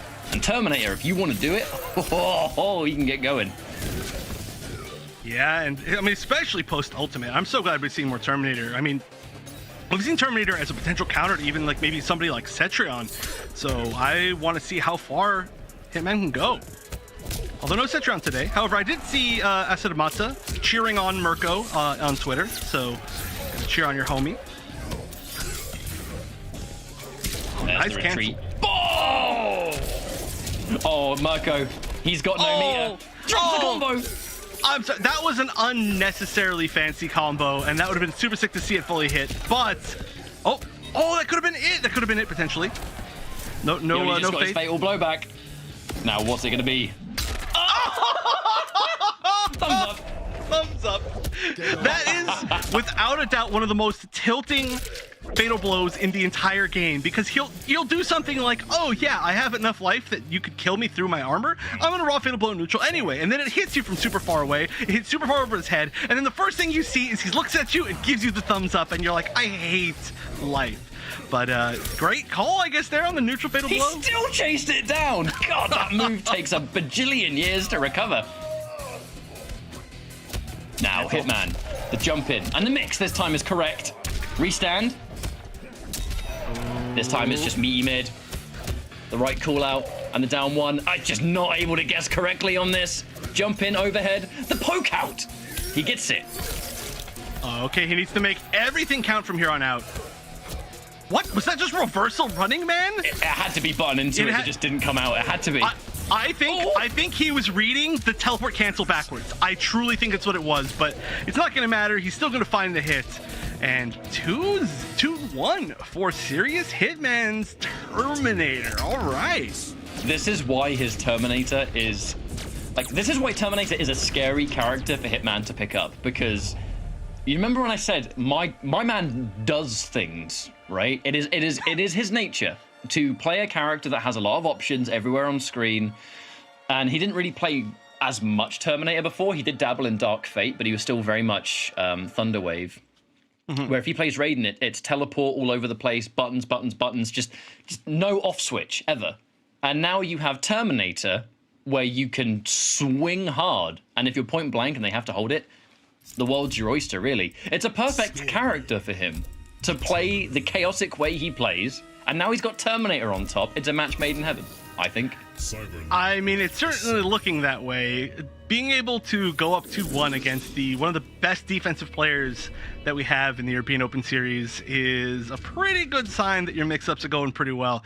Personally, I really want to see the full execution of that combo with the mid combo teleport into the fatal blow. That was pretty high. The true stuff with that comes from like Albi backbreaker. You do see some players take the teleport and the Albi backbreaker together, where if you get a KB from that, the damage is ridiculous because it just comes down to back one teleport whiff, and they get launched high enough you can pick it up. It's stylish as hell, but it's legit B&Bs too. Yeah, fancy. Dropped last time, but that crushing blow spear to start the game off. That's a weird one to see. Very, very rare, but the damage is extremely good. Look at that, 350. And getting as much damage as possible here is going to be so important for Mirko, just because we've seen how quickly it can run in the other direction. Oh! And he's used defensive bar. This time, though, we keep it nice and simple. The mid, in this case, command grab. He is just getting mixed upon mixed. Mirko, what does he do now? The jump in. This time it's the low. And again, squirming his way out on wake up, and there was nothing he could do. Hitman is about to 3-1 Mirko with the absolute termination of mix. I'm here for it. And he didn't even go for a mix-up on wake-up. He just knew that Mirko was... Oh, okay. This is just showing off now. Oh, but this is going to be a really nice corner combo. Nice with the 2-1, 2-1-2 KB. Nope, goes for the reset. My time displacement equipment told me that you were going to jump. I went into the future and saw it coming. Jumping into mix again.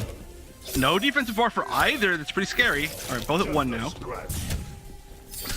Oh, good call out on the wake up 3. You very rarely see his wake up 3. Lovely flawless block. That is something that we're now starting to see here from Mirko. If you flawless block that jump in, it's going to totally mess things up, but it's that anti-air again. Amplify.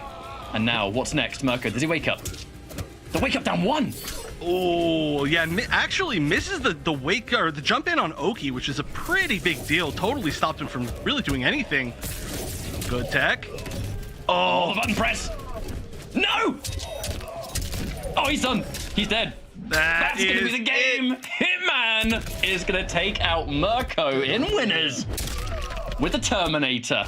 Mirko, mate, you've been terminated right there. God. Wow. That was so good on every single aspect of play, and I think we're going to see the tricks this time, right? Yep, that's the tricks. All right, let's hang on this one for a while. Look how cool he is. Give me that thumbs up. Impressive. Look at it. Pretty sweet. I'm surprised he's not slipping on all that blood is the real thing. You know, when he's doing a wheelie, I feel like that would be a pretty dangerous thing here. But, okay. Everything about it. I mean, look, so on a serious note, that was just a perfect demonstration of a character that in a matchup where Terminator doesn't have to work his way in, he becomes a completely different beast. His drawback, even with the teleport, his drawback is often seen as against hardcore defensive characters, things can be a bit tricky. And also characters that can low profile or they have really, really amazing jump-ins. And if you just basically, you know, for lack of a better term, they're able to dodge a lot of the situations. Not necessarily guessing right, they just have more tools than others for getting out of it. This was a matchup where Mirko thrives at point blank, but that just so happens to be where Terminator wants to be. And Hitman, I mean, this is looking like a totally different Terminator to when I last saw it. There's more layers, honestly. Yeah. Oh, absolutely agreed on that. This is looking extremely strong. I mean, again, you know, this is already upset city all of today. It's not really, actually, I don't know if I'd call it upset city, but, you know, the fact that Mirko 3-0'd K-Top, I mean, you know, we were thinking that might be a lot closer with how well both of them have been doing recently, but then himself being 3-1'd immediately by Serious Hitman's Terminator, it's kind of really saying that there's no way to tell what's going to be able to happen today. And you did say that it was looking quite likely that Discarded and Mirko were going to be the winners finals, but you said you'd be really happy if that wasn't the case, and you got your wish, as we're going to see Discarded Serious Hitman winners finals to see who makes it into the grand finals winners side. That is going to be truly an interesting matchup, and honestly it's so hard to say anything because you just never see Terminators at this high of a level, so it's hard to really make any anticipations. I am well and truly here for it. I love watching a good Terminator. Hitman's been... All you got to do is tune into a stream to know that he's been putting in the work. He's been a grinder for a long time, and Terminator has become a real mainstay of his team. And I'm happy to see it. I'm always happy to see player growth, and this Terminator is looking totally different to what it was when I last saw it in Open Series. Now, before we go to a break and finish off the show, I'd like to remind everyone that this entire system, the Open Series, the Pro Competition, it's all done through compete.playstation.com. Go to that website. It is the one-stop shop for competitive Mortal Kombat 11 and all the information you could possibly need on the show itself, tournaments upcoming, schedules and all that good stuff can be found there. And additionally, we do a whole bunch of different interviews. We have the final round, which is a show that goes alongside Open Series and Pro Competition, where if you have a favorite player, we've probably interviewed them at some point, and you can catch all of that over there too for exclusive content. So we're going to go for a break, and when we come back, we will conclude the first half of today's entertainment. See you in a bit.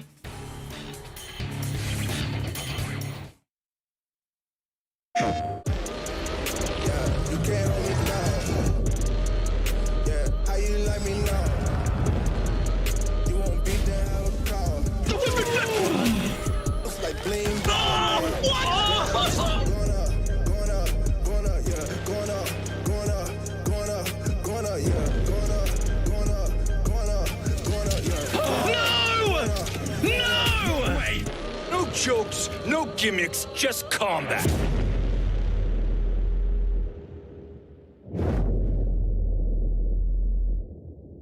PlayStation.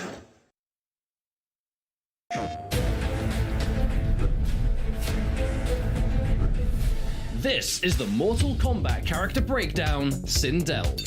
The Edenian Queen is back and more fearsome than ever. Her variations are strong, but her most important attacks are actually what she has by default, and not variation specific. She boasts incredible range. Her scream is arguably her most powerful tool due to the crushing blow attached. This is something your opponents will have to play around, as once they get hit by it, they will take severe damage, especially if she has her fatal blow ready. Her towards back kick is a key attack that can cause a lot of headaches for her opponent. This cartwheel leads to a string that is completely safe and resets you back to mid-screen distance, allowing her to play an effective hit-and-run style. In addition, her towards-back punch leads to a long-reaching overhead string, and her away-back punch is a low attack that launches the opponent in the air. This mix-up keeps opponents on their toes, which can be easier said than done when combined with her other distance options. With range on her side, Sindel can absolutely be a force to be reckoned with. Low damage at first glance, but can explode life bars with the right resources loaded.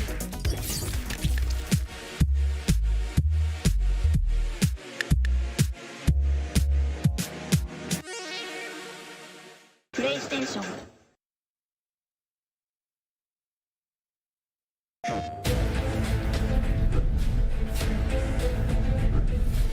This is the Mortal Kombat character breakdown, Geras.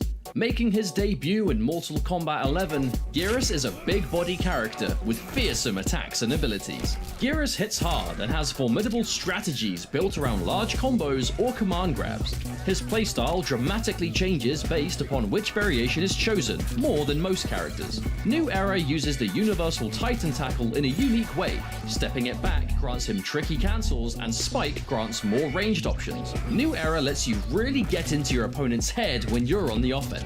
Infinite Warden grants heavy-hitting combos with bed of spikes. You'll lose the Titan tackle, so you'll rely heavier on your basic throws.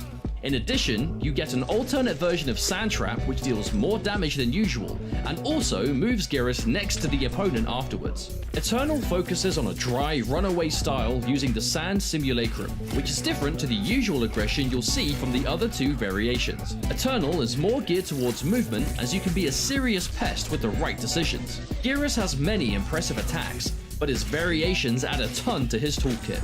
Play safe and sensible, and you will find yourself making some serious progress.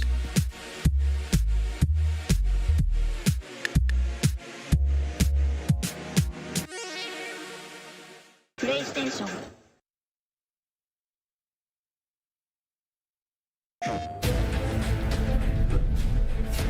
This is the Mortal Kombat character breakdown, Sub-Zero. Another staple to the MK franchise, Sub-Zero keeps many of the moves that we all remember. The full combo Ice Ball and Slide are integral parts of his game plan across every variation. Dead of Winter can amplify Ice Ball for a faster startup, providing increased combo potential of certain moves. Additionally, it goes through projectiles. The Cold Shoulder replaces Slide, but does excellent damage. If you want mix-ups and combos combined, Dead of Winter is the choice for you. Thin Ice trades larger combos for projectiles, of which we have plenty. These projectiles can all be used together to greatly increase Sub-Zero's neutral game. Finally, Avalanche is the setup variation, thanks to one special, the Arctic Trap. This creates an obstacle on screen that will freeze the opponent when touched. Opponents can often find themselves stuck in certain positions that they'd very much rather avoid. Sub-Zero is a rare character in MK11 that has both an overhead and low hitting attack that can truly enforce an overhead or low mix-up. Add good variations on top and Sub-Zero becomes a lethal choice for mix-up heavy players.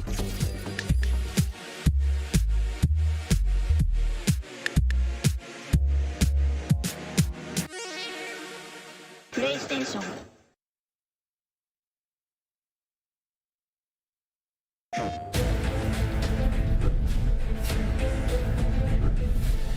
This is the Mortal Kombat character breakdown, the Joker. The Clown Prince of Gotham sports range on his normal attacks, meterless combo potential, and big damage across the board. Combine his lethal base moveset with 3 different variations that expand on this massively, and you're left with a character that has a tool for every occasion. The Clown Prince variation brings range and keep away thanks to a low projectile. Amplify this for high damage, and additionally, providing unbreakable damage to really save your skin. Ace of Knaves is tricky and uses Jumping Jester and Jack-in-the-Box. These tools provide scary knockdown pressure and trap the opponent into unfavorable positions. Finally, Madman is damage and safety through and through. Great for newcomers and not very complicated, also boasting the most streamlined combo game around the launching properties of Kapow, which Madman has instead of the Bird Boy beatdown special. Universally, his fatal blow can be cancelled out of, and even has a throw-crushing blow tied to its cooldown. This alone gives the Joker the most dangerous fatal blow in all of MK11, often a game changer. Fans of the Joker will feel right at home, terrorizing the competition.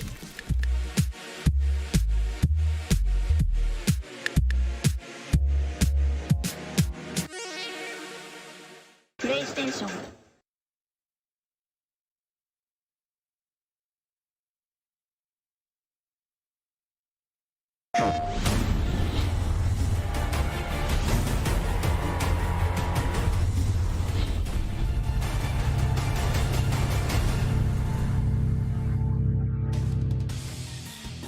What's up, everybody, and welcome back to the PS4 Tournament MK11 Open Series Invitational, and we're about to get into the final stretch of the first half of the day. So if you've enjoyed today and you like Mortal Kombat, stick around, because after we finish EU, we're going to be jumping over into North America after a bit of a break. But now we have, I think at this point, about 4 more series left to go. Winners Finals, Top 4, which, is a rematch between Mirko and K-Top, it seems, and then the Losers Finals Grand Finals. We'll get the show on the road as soon as we can. Yeah, it's been a pretty quick day today, actually, so far, which of course is going to curse us into a million last round super slow games. But overall, we've had only a single 3-2 on broadcast, which is pretty surprising considering how good all of these players are. But I think we just have a lot of really volatile, aggressive players today. And so when somebody starts winning, then they end up winning pretty consistently. But overall, every match has been pretty close. Honestly, the weirdest thing to say is that the biggest, I think, one-sided match was Mirko against K-Top, and even that was pretty close in its own weird way, and we'll see the rematch of them in a little bit. But right now we're moving on to the winners finals, where we are going to see a big question mark matchup for me. We talked about this already, but started going up against Serious Hitman, and I want to know actually what the crowd is voting on this one, because the Desart, of course, is a big. I mean, Desart's a kind of a fan favorite within his own right, but he's definitely the more consistent in the open series. And then how can anybody not cheer for Serious Hitman's Terminator? Serious Hitman, okay, it was 64%. That is pretty one-sided, actually. And I'm going to be honest, I think that is not something that took me by surprise, because Serious Hitman very much is a bit of a fan favorite, and he has a loyal following of people, and he's been doing incredibly well today. Just got the victory over Mirko, which is not a result that a lot of us, through just history alone, would have thought, but clearly playing out of his skin today. And there's a lot of us out there that probably want to see him get that win, because I'd love to see Terminator go all the way. This clearly well-practiced and upgraded character. And is this going to be a matchup where he even has Shake? Because Desarted has basically two Shangs that he tends to use as a base. And one of them is when he can't use the Shake. But we'll quickly see what he's taken. Because would you even be able to Shake Terminator besides the shotgun? Let's have a look. No, it would just be shotgun. Nothing else that he has is projectile. How sick would it be if you could Shake? Oh, he's took Shake? That's really weird to me. I don't understand why you would, but it would be cool if you could Shake when he does Running Man, because you're like, he's the projectile. But that would be really funny, to be fair. Yeah. I mean, Shake would make sense against some other variations of Terminator. Maybe not so much this one, but we'll see if it comes into play. Right now, ooh, starting off strong, though. Round start teleport is pretty tough to deal with, but the jump 3 defeated by the greatest normal in fighting game history. Yes, this is actually something that I've seen a lot from back in Omega K's Terminator days, where he would fight a lot of Shang Tsung's. Terminator's anti-cross-up down 1 and his anti-air down 3 are actually both good tools at dealing with the jump-happy Shang Tsung. So this is something that Desarted's going to have to worry about. He has historically been very good against this character, but Hitman, I mean, he does what he wants. Yeah, and that usually. Oh, look, he's just waiting. Oh, he dashed forward. He's just like, okay, forget it. I'm not gonna. He tried to punish it 2 separate times with 114, and then he's just like, nah, forget it. Oh, wow. Okay, first round going to Serious Hitman. Definitely looking to pull off another upset today. But just as a side note, Desarted changing his variation name to 4 Girl in the Dark, so trying to get some revenge here. However, oh boy, we restand.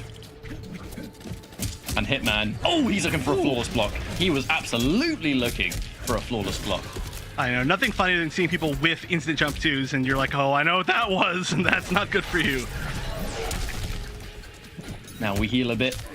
Terminator, no anti-air attempt there, but the down 1, it just creates the situation. Mid into command grab again, we begin. Now Hitman, Desarted has lots of defensive bar. This time though, just stands up and punishes. Not gonna be able to side switch though. No rain super kick. Ooh, just, oh no, could have got the kill right there. Oh! Mix! He thumbs up. He'll survive. But now what? He's gonna just barely survive too. I mean, he's gonna be like even maybe like a down poke away. Oh, maybe not down 1 exactly, but oh, great tech. Oh, and he teleported away from the raw lift. Wow. That is rude.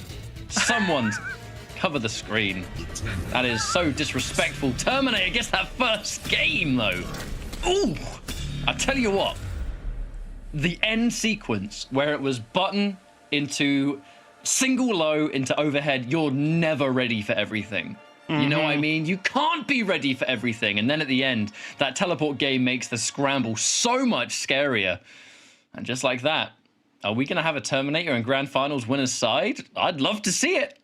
It would certainly be a first. I actually can't think of any time that a Terminator has won a tournament in general, like any tournament. It must have happened, but I just can't think of it. So we're looking on board here. Technically, at this point, after winning this, Serious Hitman is the furthest ahead in the entire tournament, taking a quick lead. But I still don't fully understand. I mean, so I understand that there was like the message on the variation, but I wouldn't be too surprised if we did see a switch, because yeah, I don't see what Shake would do in this matchup still. It didn't look like it did anything. I wonder if it exists purely to try and deter Hitman, because I know we've talked about it before, where sometimes the sheer existence of the shake can stop players from throwing projectiles, but the Terminator shotgun having the, I don't want to say hit scan, but instant nature, because, you know, it's a gun, right? It applies instantly. So it's not going to be your conventional see it and react, you would think, but we'll see.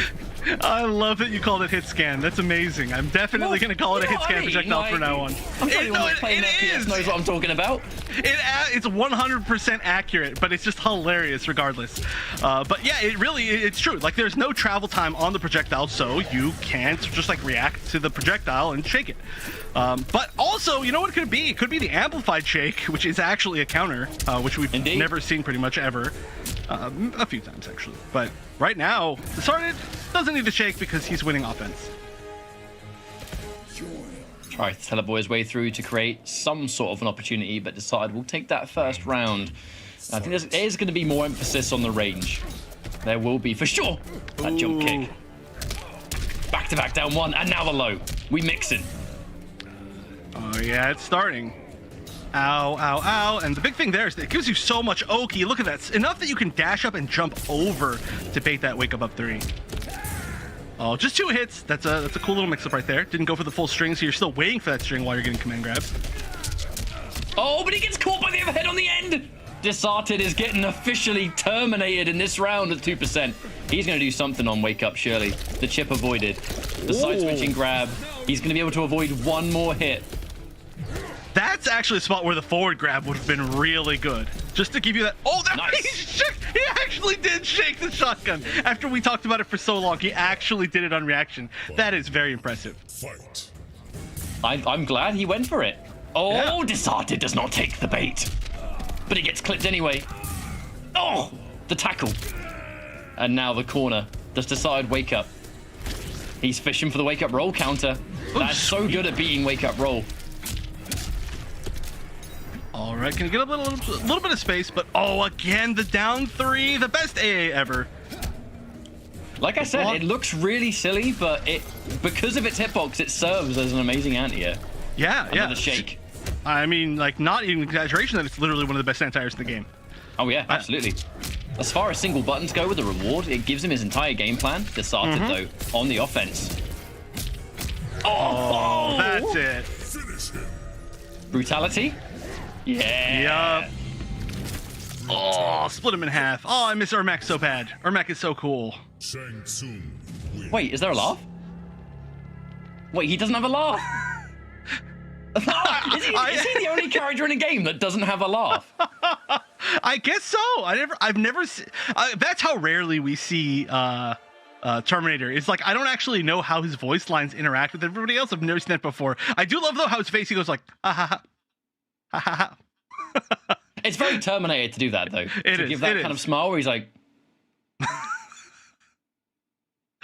But I mean, yeah, if we're talking about that, I think every character had a laugh recorded for that kind of situation, but I guess Terminator didn't.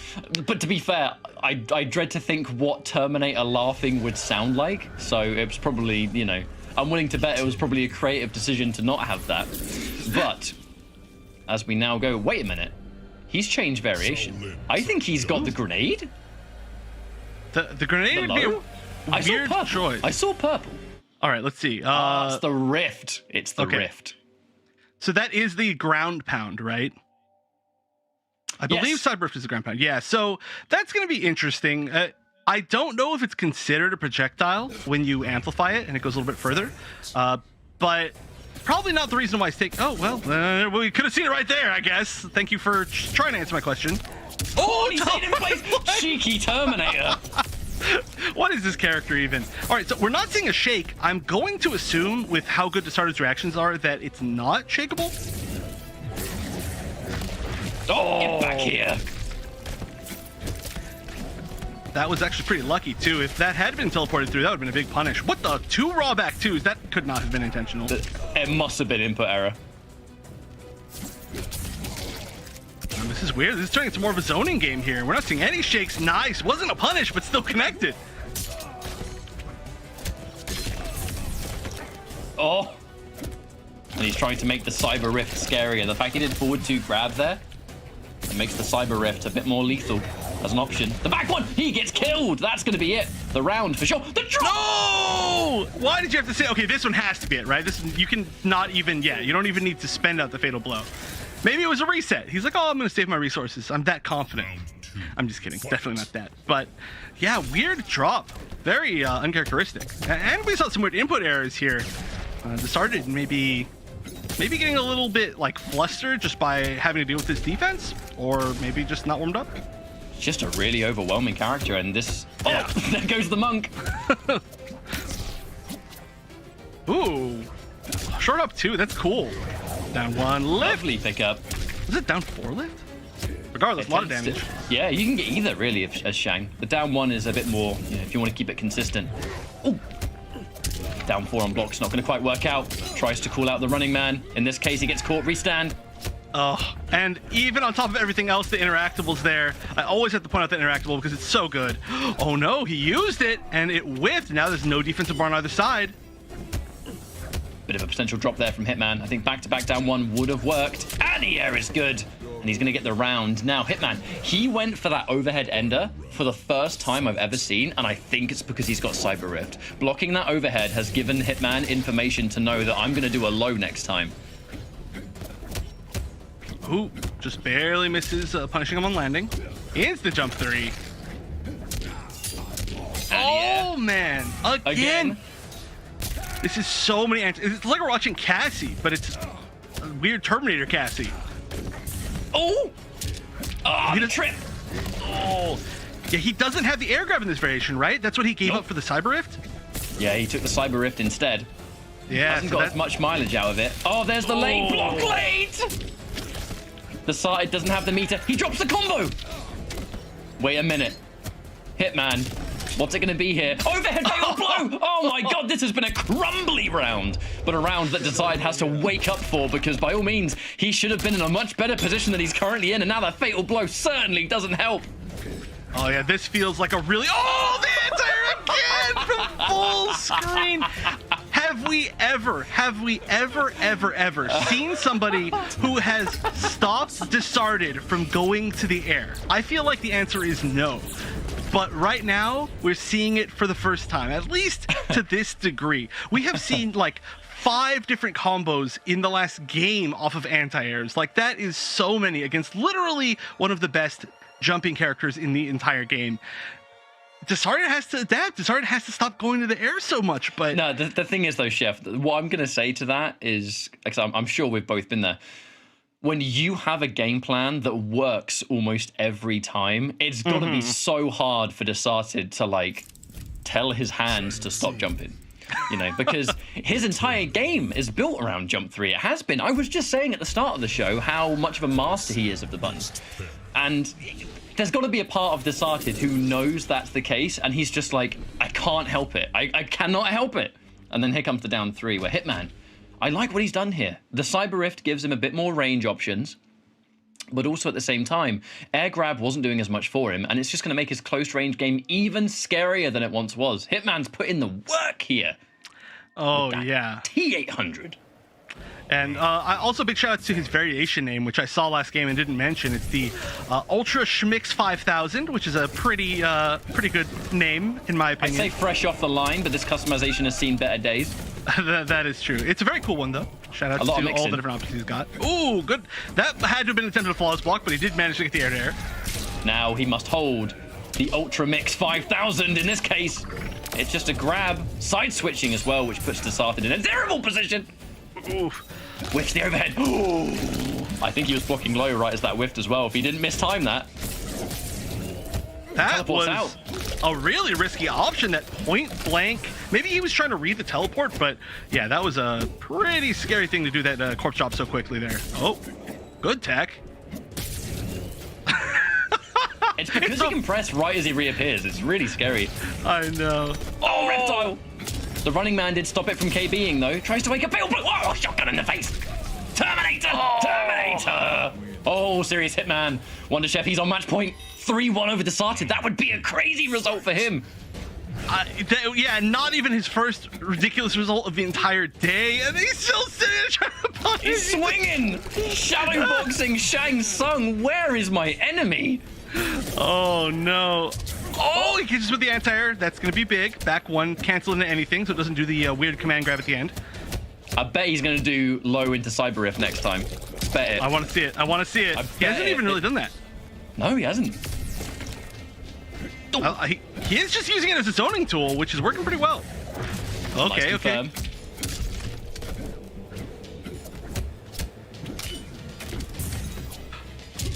Oh, that should be big. Yep. KB, for sure. And now just needs one more solid little hit here. Ooh, teleport to teleport. Oh, no. Oh, no. The sound that makes.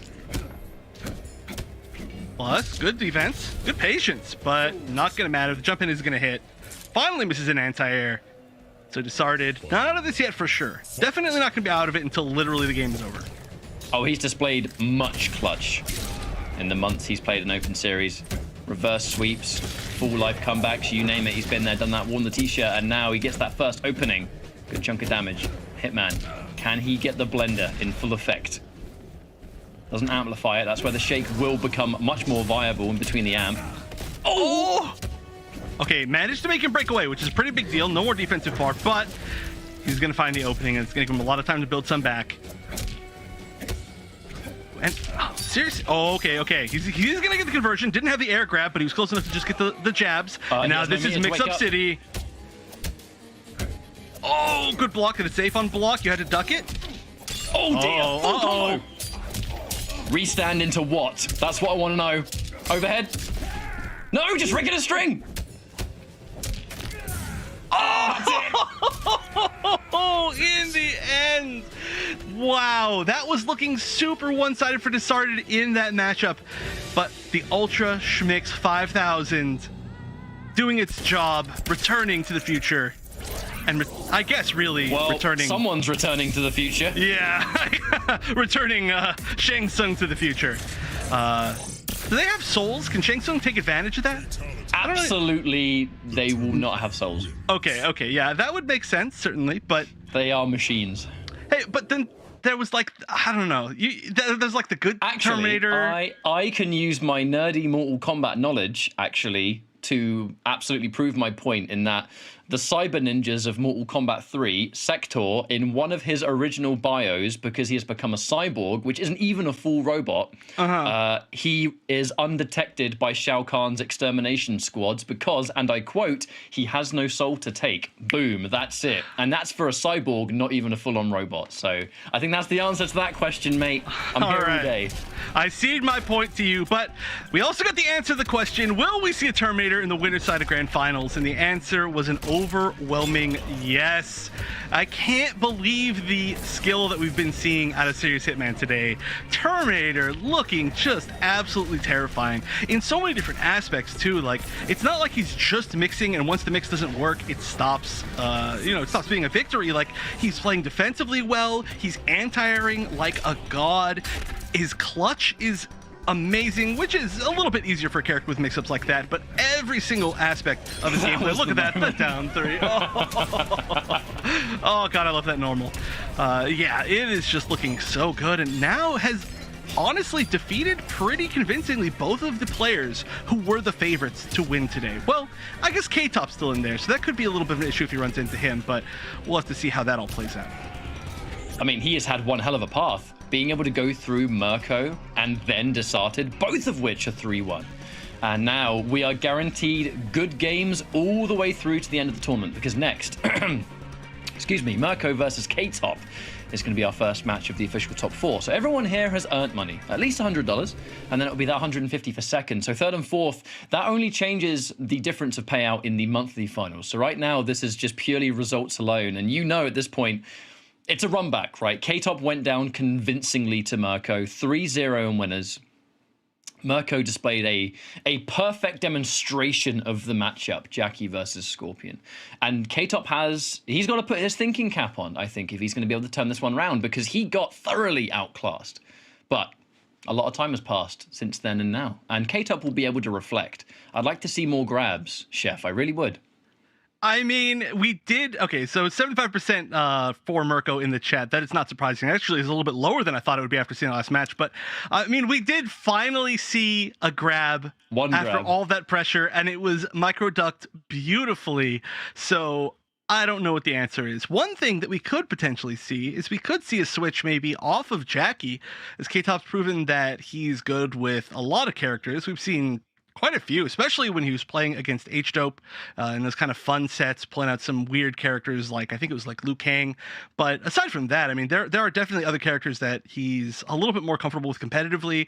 And if he thinks that upgraded Jackie is just too comfortable of a matchup for Mirko, maybe we see something else. Or not. Jackie this time. I think we can go into this game with K-Top looking to make some adaptations, I think. We have seen Fujin from him, Liu Kang in the past.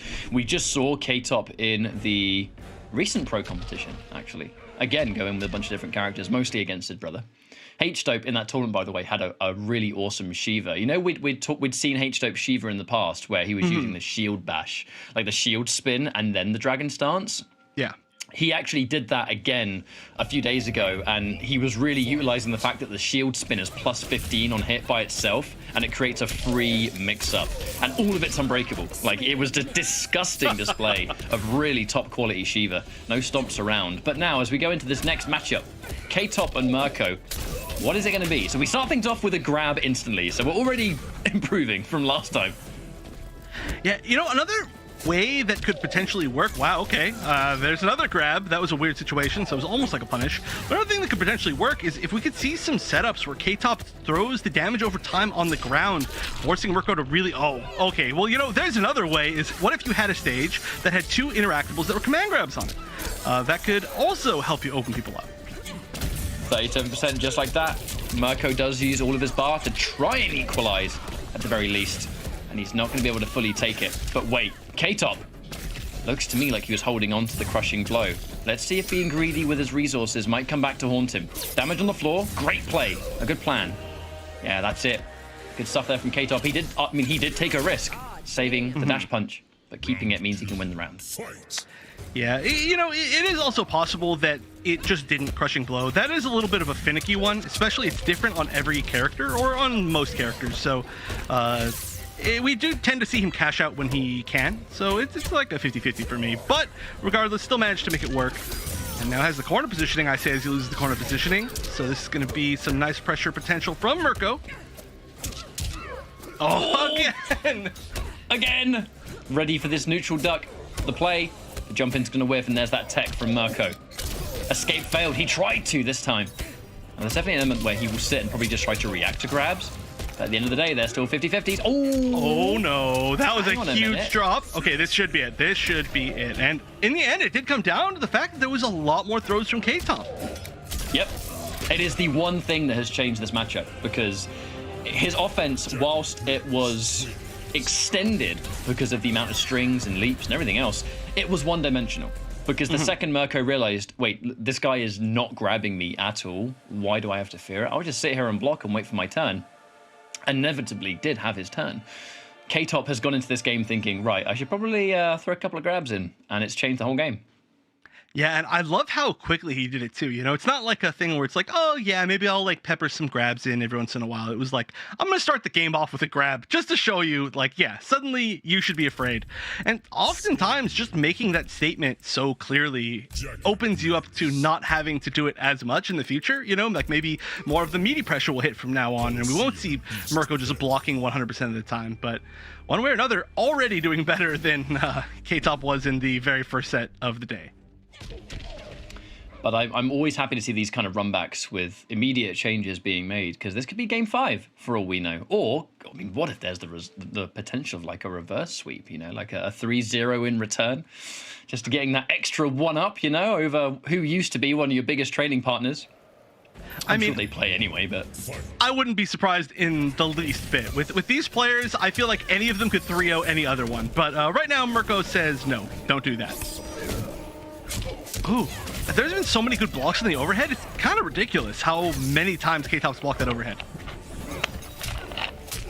Oh, what? Double down one trade. All right. They want to poke, man. They want to poke. looks like, have you ever watched the computers at the start when they're playing against each other? Especially back in like Injustice 1 or something like that, before the AI was updated. Constant down 1 trades over and over. I actually learned by watching that Superman could combo off of a forward 2 trade, which is pretty disgusting. But that's for a different time and a different place. Hey man, that's the original tech. When a new NetherRealm game comes out and you're looking for combo paths with your character, set very hard AI to fight each other, and you will find B&Bs. That has been a trick for a long time. Honestly, 100% true. Like, I have literally found like certain paths that went into the B&Bs from the computers, which is pretty wild to say. But that's what we did at the reveal event. That's why Mustard and I had such sick combos at the MK reveal in London, because we just learned by watching the AI, and then we just kind of took notes. Anyway, he tried to punish so hard. There's the neutral duck. That could have been a full punish. Just went for 1 jab. Maybe that was a mistake. Maybe didn't expect that to actually punish. But regardless, this is looking really nice this round. Oh, I say he drops the combo. That was no wake-up attempt. That was just a jump 2. And hang on, we get the down 2 crushing blow in one of, I think, the least advantageous times to use it. So actually, although Mirko has won that round, that's a big loss, I think, considering like the grab game has already been established more than it was before. Yeah, that is really big. I mean, generally he has been going for the microducks into just 1-1 anyway, but still, that is just a huge amount of potential damage. And especially, too, with dash punch. Might be a little bit safer to throw out some raw dash punches. But, all right, now leading away. Game. Oh, okay. Fool me 3 times. Shame on me. But didn't fool him 3 times. Nice short hop. That was a really weird call out, but it worked. Oh my god! He chased it down! And Mirko gets off with the head. That was revenge. Because I do believe a similar thing happened last time in return. But you know what? Man, the existence of the grabs has clearly made Mirko much more uncomfortable, Chef. Have you noticed how many times we're getting jump in and I can't remember the input, but she goes like pow, pow, pow, pow, and then halfway through Mirko gets hit because he's getting shimmied by it. The grab has changed the game. It really has. It 100% has. It has thrown Mirko off at least a little bit, and yeah, he's just getting hit by so much more. I really feel like we can't not talk again, though, about how hard that call out was on the backwards teleport cancel. Yeah. That was beautiful. That was the perfect punish, and the fact that it got the KB instead of just being like a normal punish, it's just okay. That's just unnecessary, but it's a cool call out. You know, if you see that, even if he does do the teleport cancel behind you, it probably gets away from it. So maybe it's just like a matchup knowledge thing. One way or another, your prediction of potentially a 3-0 return sweep looking very possible.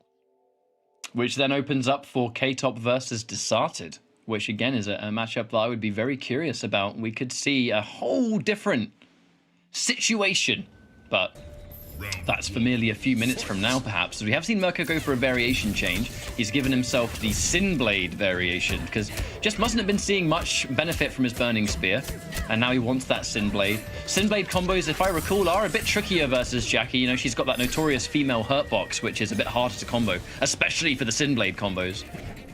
Yeah, it probably is just something that he wants in neutral here, especially because, like you said, he's not getting a lot of mileage out of the Searing Blade. He doesn't really have a lot of time to activate it in this matchup. He did get, I think on reaction, we saw a dash punch to it at one point, and aside from that, Jackie's pressure is just, it's happening forever. Nice, does go for the combo and lands it. Look at that damage, 334 against Jackie, that's not easy. It's not an easy combo to do against her and Mirko. You know, extensively ready. And that should be it. Yeah, 2-1. I think it's still +2 on block, I'm pretty sure. Mirko uses it all the time, and there was nothing K-Top could do. Oh! Again! Oh, that's a major punish. Say goodbye to about 30% before you even get the chance to break. And he will hold on to his defensive bar, Chef. I think that's a good decision. Oh, but now he's taking damage. He's taking damage this whole time. He's still in the damage over time. And the setup. Oh, look at how beautiful that setup is. Oh, Chef, he did 2 of them and an instant jump, which would have beat his jump, and then he did another one. That is so disgusting, and that's something we haven't even seen K-Top really be able to do. Are all of these amazing corner setups that he's been doing all this past month. Just Can we talk about how the late active frames of the up 3 was still invincible to the second blast of that amplifier? That was unusual. I know, it looked like he caught it out of the air. It's pretty cool looking. Oh, he is really worried about grabs now as Mirko. He gets his forward throw to start. Oh! That's gonna hurt. Oh yeah, that's an understatement. Gonna get 330 for a bar. Uh-oh, but you know, who else can get 330 for a bar? Or 2 bars right now. 370 with a breakaway. 6% anyway. Jackie getting that situation and the 1-1 stagger. K-Top looks for one opportunity, pressing out of +2. Oh, the air conversion. Even seeing that the 4-3-1 was catching him just jumping, knew that Fatal Blow was going to be the answer. So K-Top does, in return, after being 3-0'd in the very first round of the day, return the 3-0 favor to Mirko, saying, I'm not out of it, and that is some beautiful adaptation. I mean, we see a lot of back and forth on this Open Series, on these Open Series broadcasts, but to see somebody so fully change their style and fully understand what they need to do is incredible. And you said that we get to look forward to Disarded versus K-Top, but that also opens up the potential that we could see K-Top go up against Serious Hitman, which is it's the only matchup left in the tournament that we haven't seen yet. So things could change, and K-Top never, ever count out K-Top. I am thinking of K-Top right now, and I'm looking at the potential of this one series actually doing more for K-Top's game plan than you might think. I don't want to sound like I'm overanalyzing this, but K-Top is a player that has had to play catch-up versus everyone. Just again, to remind everyone, he had to miss out on the first year of competitive Mortal Kombat, wasn't able to play. And he's been kind of defining his own style this whole time, and Jackie has definitely been a big asset to that. But we've seen recently, this was just filth. There was nowhere safe. Everywhere was shut down there. But my point is that his game of little grabs and all pressure works against 95% of the people that he plays in tournament, and he's never had to change. Mirko is the first person in some time that made K-Top reassess his offense and go, right, how can I reach this next layer? What is this big thing that I can throw in there? And he threw in enough grabs just to make you uncomfortable that now you can no longer be content sitting there blocking, because now he's bringing those grabs into his game. Such a simple change, but I actually think this could make K-Top scarier from this point onwards in any tournament, because that was quite an adaptation. I agree. So one thing that I think we see a lot, especially when we see specific top tier characters in this game, is people will be like, okay, I see upgraded as Jackie, and I see her air pressure, and it's really hard to deal with, and that's going to be my game plan. And we see the same thing like with Shiva Stomp, right? Where it's like, yeah, it works. When it works, it works. But when the good players stop that type of game plan, suddenly players just crumble. And that happens very, very often, especially with characters like Jackie. And when they run into a situation like that, like K-Top did, and then make the adaptation to play a totally different style, because it wasn't just the grabs. In the end, It was almost entirely grounded pressure that was more reminiscent of like pre-third variation Jackie, back when it was like first round KO, for example. And it was just a whole different style. And the fact that we get to see K-Top go into that level of playing the character means that it just really shows that he's like truly a top player. But now we're gonna have to see if he can do it against Disarded. I was talking earlier about how hard it is going to the lower bracket in the first round. Well, that's what happened, and now we're gonna have to see technically 3 more strong sets from K-Top if he wants to win this tournament. And looking at this matchup, this is the losers finals, right? To get that second spot in grand finals, there's a pretty successful Terminator waiting on the winner's side of grand finals for whoever wins this match. So this is a situation that we're not used to. We're not seeing Terminator players get this far in tournament, but always happy to see it. And Hitman going in with the grind. And maybe who do we think he'd even rather face here? Because the thing about Terminator is he can actually fight Jackie. So who knows? I know, literally, actually during the break, I was saying this to you, and of course nobody out there could hear. But I was like, why aren't people playing more Terminator? I could see him doing well against like a lot of the particular top tiers, especially, looking at like air grab to catch Jackie out of the air. Also, he's got, down 3 is an amazing option. You can teleport past your pressure and punish. Yeah, down 1's amazing. Down 2 is great. Like, he's just got a lot of options for dealing with stuff like that. So I could see the potential of like comfort there, but also we do know that Mirko has shown that Scorpion can handle that matchup super well, and it didn't matter because K-Top made that adaptation. And on top of that, I would have to assume that that Serious Hitman would rather play against Discarded because he's already beat him, right? That's got to give you some sort of confidence. K-Top is a big question mark in his path, and that's got to be a lot scarier. So here we are.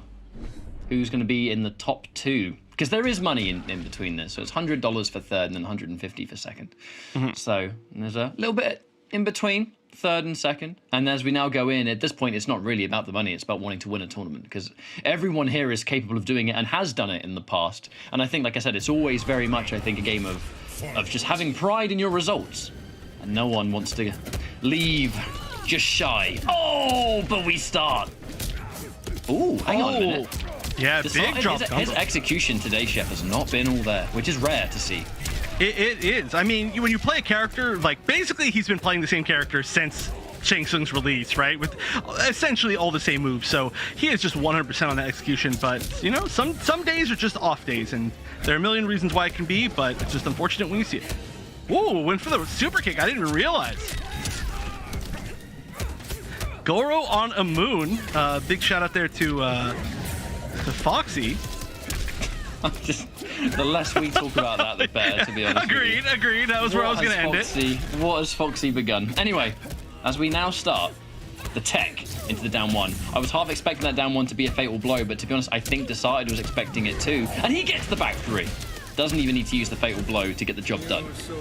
Yeah, smart realization, though. I mean, a lot of times, even if you know that you can kill with something else, you just go for Fatal Blow just to be safe. But just having confidence in his confirms, which does, again, come with playing the same character for a million years. Oh, good tech.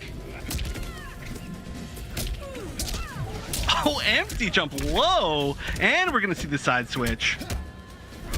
This is one of those matchups where Shake isn't going to do much for him, so we do see that super kick. It makes the forward 2 game just a bit more strong, because forward 2, if they try and jump out, super kick is going to totally blow it up. Now there's that 1-1. Ooh. Oh, good patience, but so good at throwing, or tech throwing. Throw teching. There we go. I said it, third time's the charm. All right, and as you say, the unblockable, but that is going to put K-Top into Fatal Blow range. We know how scary that can be. Now, the moment the overhead's been used, and this will be the round, Fatal Blow's going to come through. He reaches! That was 100% knowledge. I mean, you kind of had to assume the moment that K-Top didn't go for like an air blast and went for the amp grease kick combo instead, you had to know that he knew that he could guarantee the win off that, right? But Discarded went to test it and might regret it. Oh. And actually, Desarted, he took a lot of damage himself, just even landing that because of the damage on the floor. The delayed mid. Ooh, he wanted you to think a grab was coming so bad. Oh, that was amazing. At just the right time. That is the worst leap to get hit by. No one feels good after that. You're like, dude, really? Right as I do it? All right, and here we go. Continues. Yeah, this is more classic pressure that we saw at the start of the day, just to see if the start's going to press anything, but he's not. Oh, but yeah, he had to get out of that that little damage over time on the floor. He's going to be standing in for pressure if he moves forward. Oh, no conversion. Really needed that. Oh, another blast! And he chose.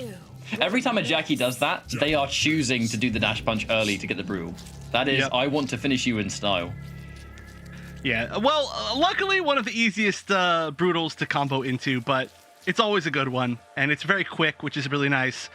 But yeah, this is really showing that K-Top knows how to test your opponent and see what they can deal with or what they can't deal with in pressure. Because, you know, immediately after that amazing set with Mirko, he switched very much back to a pressure style that's reminiscent of how he was playing at the start of the day, a little bit more of his normal pressure. And he's like, okay, Discarded, can you deal with this or not? And Discarded was doing quite a good job of dealing with it, but in the end wasn't able to find those moments as well as Mirko was to poke out or to instant jump kick or something weird like that. And so I think K-Top's going to feel pretty good about that. There's a reality right now that is starting to come more and more apparent, Chef. K-Top versus Serious Hitman, a matchup that we haven't seen yet. Is he going to be able to go through the entire gauntlet? I'm talking about it like it's over. I know, obviously it's not, but this is a rather crazy situation as now we go forward. Desarted has to try and get... Oh, no! Caught swinging again! Oh, yeah. This is looking like classic K-Top. Yep, damage over time. Anti-air me. I don't even care. You're losing so much life just standing there. Oh, okay. This is now it's going to get scary. Finally lands that corner combo. Oh, great up two, but didn't get the conversion off of it. Weird. Oh, he was looking for the counter hit. And actually, as now the fatal blow belongs to K-Top, Desarted cannot get opened up and he interrupts. Lovely call out. That down two is going to do it and give him a round on the board. Okay, so fatal blow not used either side. Fight. Yeah, you know that would have been a fatal blow if any sort of hit connected from K-Top though. But again, starting off with a big combo and the side switch, good call. But they've gone pretty far back to mid-screen anyway. Ooh, that could have been a dash punch punish. It's always a kind of a mind game right there, whether or not they're going to amplify the corpse drop. And he will start to enforce that grab now. The meaty plus frames right as you stand up. Once more creating this situation for K-Top. They trade. Oh, God. That's now going to give him another round, and Desarted, no defensive bar. He is about to build one, but he has to get out of this corner. He has to. K-Top will absolutely melt it down. Easier said than done. Oh, wow, that's a great way. That was very intentional, air to airing. And now we're going to get the meatless combo here. Going to spin the bar and get that extra bit of damage. 330 again. All right, this is working out.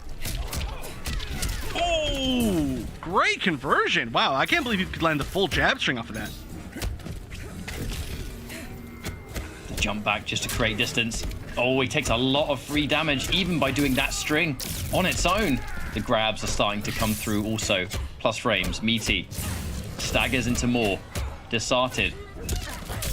And the grabs again. He's content to hold it, but now time is running out. Yeah, but now it's scary. I mean, any sort of micro duck. Oh, okay. This is a good anti-air. I don't think we're going to see. Oh, we are going to see the fatal blow. So the fatal blow, I don't think gives any sort of Oki to Shang Tsung, which means that this is going to go back to neutral. And still going to need any sort of decent hit. You know, a grab, anything. Just going to back up. That's pretty scary. Oh, that could have been a huge whiff punish, but it wasn't. Oh, and the micro duck. Oh, but he didn't get it. He didn't get the kill. Oh, Mac. That's it. Oh my God, what? No The standing way. three, I think, got just active frames, just didn't catch it, and the jab hit it. What?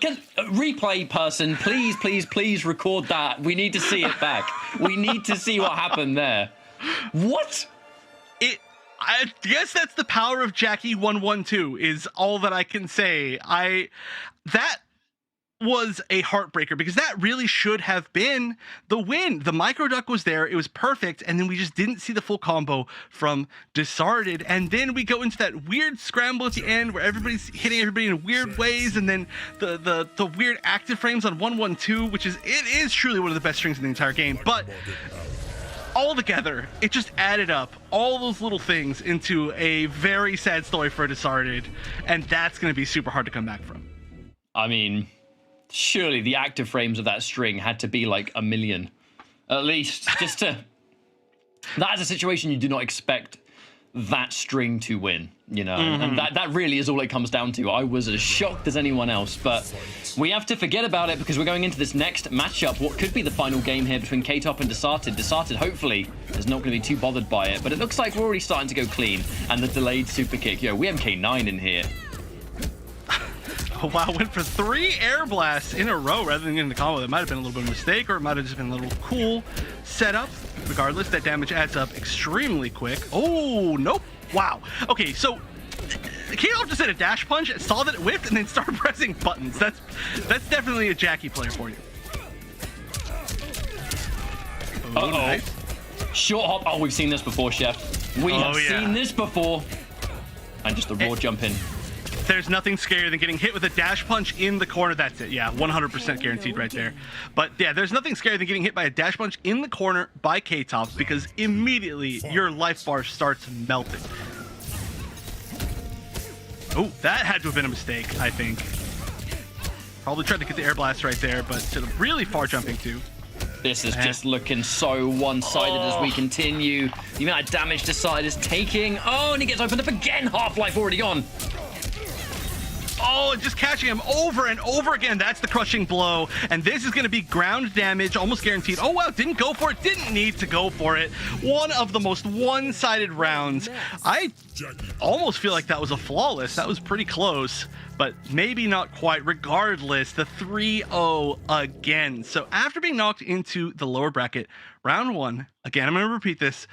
K-Top, 3-0 against Mirko, 3-0 against Disarded, which is making a huge statement, and that sets up our grand finals to be the only matchup that we haven't seen yet today, which is going to be extremely interesting to watch. But I'm excited to see if we can see this string out meaty whatever happened there again, because that was certainly one of the weirdest moments of the entire set. It's just insane result here for K-Top, and Desarted not looking 100% there today. I'm going to be honest. I think the execution wasn't as we are used to. And definitely, I don't want to talk too much about decision making, because there's really no getting around though that Desarted. His 2 defeats came from characters that enforce crazy guess situations. You know, Jackie's definitely a different beast in that way. And that was less Desarted playing bad and Serious Hitman just kind of having this next layer of confidence, which really helps that kind of player. This was the game that really sets it all apart. Like, oh my god, it just has such a good hitbox. I mean, even looking back to when like Happy Pow first started playing, and I was watched him like use like standing 1 a lot, even as an anti-air. That thing has just it's like an Ermac lift around it. That is just one of the best normals in the game, and we got to see exactly why. But like I was saying, it sets up Serious Hitman against K-Top, and like you said, these are both characters that make you make some pretty wild and quick decisions, and honestly, there's no way to predict this. The only prediction that I have is that this is going to be a wild set. And I think that Hitman doesn't have too much of a disadvantage of a matchup, because I mean, Terminator with the air grab is more than capable of fighting Jackie, because Terminator he's got air grab, he's got anti-cross up down 1, he's got anti-air standing 1, he's got anti-air down 3. And that's just to name a few off the top of my head. You know what I mean? So that as we go into this grand finals now, Hitman does have the comfort zone of winner's side. And I think the people do believe that today's going to be his day. And I'm going to be honest, I'd love nothing more than to see it, because that Terminator is looking so good. And K-Top, if he's going up against, I think the air grab is going to be the vital tool here. Like, surely, yeah, we start with the air grab. Yeah, I mean, the fact that we even see the air grab come out of Scorpion, and that is one of his, I want to say one of his generally worst moves and least used moves, aside from the fact that it had to be in his variation for a long time. The fact that it's coming to play a lot against Jackie in that matchup says that if you were to theoretically have a giant combo starting air grab, just imagine what you could do with that. And suddenly it's not so theoretical. And we are going to see the air grab. We are going to go back to that first variation without the low that we saw from Serious Hitman. But here we go. Starting off grand finals. Serious Hitman in winners. K-Top in the lower bracket, which means he's going to have to win 2 sets straight. And there it is, starting off immediately with the air grab. Ow. All right, full string into the corner. I love that string. It's a very funny looking string. I think it's the only Terminator string that looks like counter hit. Ooh. And we've started things off strong already. There's the anti-cross up down 3. I'm telling you, it is the Terminator anti-airs that will really force K-Top to reevaluate some of this offense. I do think that Serious Hitman is going into the chef with a bit of an advantage, because he has the answers. However, well, is he going to be able to handle it here? Because that's the 40%. Ooh, already cashing out.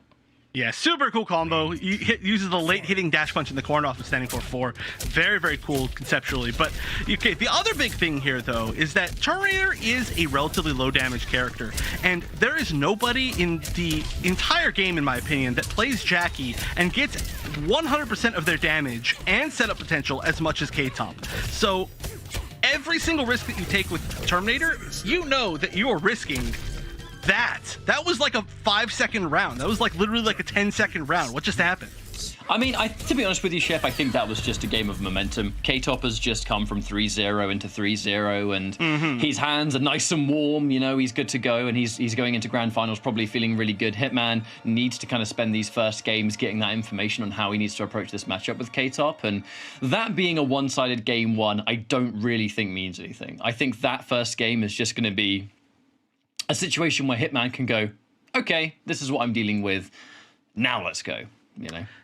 Yeah, and we have seen so many times. I feel like I've said this a lot of different weeks now, but so many times we see somebody reset the bracket 3-0 very quickly, and then is when the grand finals really begins, because they've spent that time to adjust and try to learn something new. I mean, we saw it last time in North America with Biohazard and Tweety. You know, it was like a quick 3-0, and then it went to a game 5. But we'll see if it repeats the Open Series curse, I guess one could say. Not really a curse though, because we do get to see a lot more cool matches. But it's looking like it so far. That was a very quick first match. Now the range, right as you stick out that standing one. Surely that standing one could not have been part of the plan from that distance. And now we start to enforce. Now it's mix time. But K-Top, what are his defensive options going to be? All right, there's the counter poke. Breakaway's used. And now it is time for Terminator to do what he does best. Mix. Yeah, the variation name is this mix. Ooh, okay. Going for the classic conversion there. Oh, that's going to hurt. Restand into what? In this case, challenges it. Yo, you've got so much time to hit confirm that. I know, it's so long, but there's a reason why we see it so often. I mean, it's really good, even on block. You know, it really gives you more advantage than a lot of other options, so it doesn't give him as much time to interrupt or even think. I think about K-Top is he actually plays Terminator himself, so those kind of gap interruptions, he's going to know every single one. But now Hitman is answering back, and this is what we want to see: the Terminator mix, the backup, ooh, the patience. Nearly had a devastating air-to-air almost. Yeah, that was a really big opportunity every single time that happens. But damage, oh my gosh, look how fast that damage adds up from Jackie. Jeez. Nice interruption. Like you were saying, knows when he can interrupt or not. Oh, all right, not right there. We've gone into one. It's knocked down. K-Top has got defensive bar, and it's a wake-up jump this time. Now, he is going to try and squirm out of these situations, because Hitman, a lot of his options tend to be jump in on your wake-up and enforce mix-up, right? And K-Top is aware of that. If he tries to squirm out and he jumps on wake-up, he's going to shut down that approach pretty significantly. Get back here! Oh my god, that was so far away! That was so far. That was like 3 character distances away, and it's still caught. She bends his metal skull in. That's really cool looking. I've never seen that before. Strong feet. Yeah, I guess so. Jump in mix. Oh, he almost gets out. Oh, he's just swinging. He's trying to anti-air so hard. That was so cool. He did the conversion that would do more damage because he was standing on the damage over time using the grease kick. The way that K-Top uses grease kick is so smart and so cool in like a bunch of different situations. But now, yep, teleport. Yeah, get in on that zoning, Jackie. Oh, there's something. Oh, wow, actually catches. You know what? When in doubt, 1-1-2 is going to have the best hitbox and be active forever, like we were just talking about. And manages to take game number 2. Not as quickly, not as easily, but still manages to take it. But you can tell that Serious Hitman is starting to warm up into the matchup. And that's the important side, and why having winner's side advantage in general means the Hitman is nowhere near out of this set. Like, not even close, because that game was not one-sided. That game was Hitman having more opportunities to apply the mix, but also in those knockdown situations, what is K-Top trying to do? K-Top is jumping on Wake Up a lot. K-Top is, in fact, jumping around a fair amount. And I think that's all information that Hitman's going to need going into this matchup. And I'd like to see what he can do from here, because he could actually change at some point to a different character entirely. I'd like to see him rocket with the Terminator, but I think he's going in for Raiden now, and the reason for that working is, look, we have winner's side comfort. He can afford to try Raiden here and see if it works at all, and if he wins a couple of games and then we have a reset, then maybe we could do Raiden from the beginning. And there's a lot of different pieces of information to get from this. Yeah, it's 100% about learning in this pre-reset grand finals, especially when you're down 2-0 at this point. This is when you really need to like try something new to figure out if it will work or not. Nice attempt at down 2, but not going to work because, of course, it's Jack. Oh, okay. So far, the Raiden hasn't really shown off any of the strengths of why you would potentially use it. Nice meaty jump too. Really? I'm telling you, nobody is as good as K-Top as knowing 100% what you can do on Oki. The Oki game from K-Top, if anything gets started, it's just over. You try to sneak away, you get like meaty jump 2'd, or there's like damage over time under you. Everything is just perfect. But here we go, finally getting some momentum going. Drops the combo though. Hitman's looking for the big damage, but unfortunately leaving a significant amount on the table. And now we are starting to fight back. That first round necessary just to get comfortable maybe with Raiden, because now looking for it. That's what we're looking for. It goes for the 1-2-1 knockdown though, which is a pretty interesting ender right there. Uh-oh. Look at that. Oh no. And still fatal blow. Point. We didn't mention it, but yeah, this round will reset the bracket. Okay, one more conversion into fatal blow, and I think that's gonna be it. Definitely fishing for it. Don't press a button. Don't ever stop blocking. You can still no! That was a game of don't get a hit, and man's got a hit. That's going to be a 3-0 now for K-Top, breezing his way into a bracket reset. And Hitman now, this is where the chips are down, because that winner's side advantage vanished immediately. Yeah, the Raiden pick, you know, I mean, there was some nice stuff come out of it, but honestly, it didn't seem like the offense was the issue, you know, and it didn't seem like Raiden had any particularly better defensive options. In fact, to me, I would think that Terminator has better defensive options, seeing as how he did like start off the game by landing an air grab, or start off the set, I should say. So I don't know if the Raiden was just like a pick just to check things out and like just kind of like maybe stop the momentum a little bit, like, oh, try to think about this matchup now. But I do hope we see the Terminator again, and it's just going to take, I don't know, it's just going to take solid play. Oh, but going back to the Raiden, like whatever he was feeling with the Raiden. Interesting. I actually think he's changed variation again, though. I do believe he's gone Raijin this time. So there's a potential that maybe his play here is going to be to build up that charge and then maybe try and use discharge in between strings, or maybe as an anti-air or whatever. Yeah, we can see it there. Burst, Storm Cell. Oh, wait, no, this is a different variation. He's got the quick charge, the electric burst, but he's still got himself the Storm Cell. This is a variation of Raiden I've never seen before. Yeah, so you lose the launcher off of the low that becomes the projectile when you have the charge, but it does get him just his normal launcher.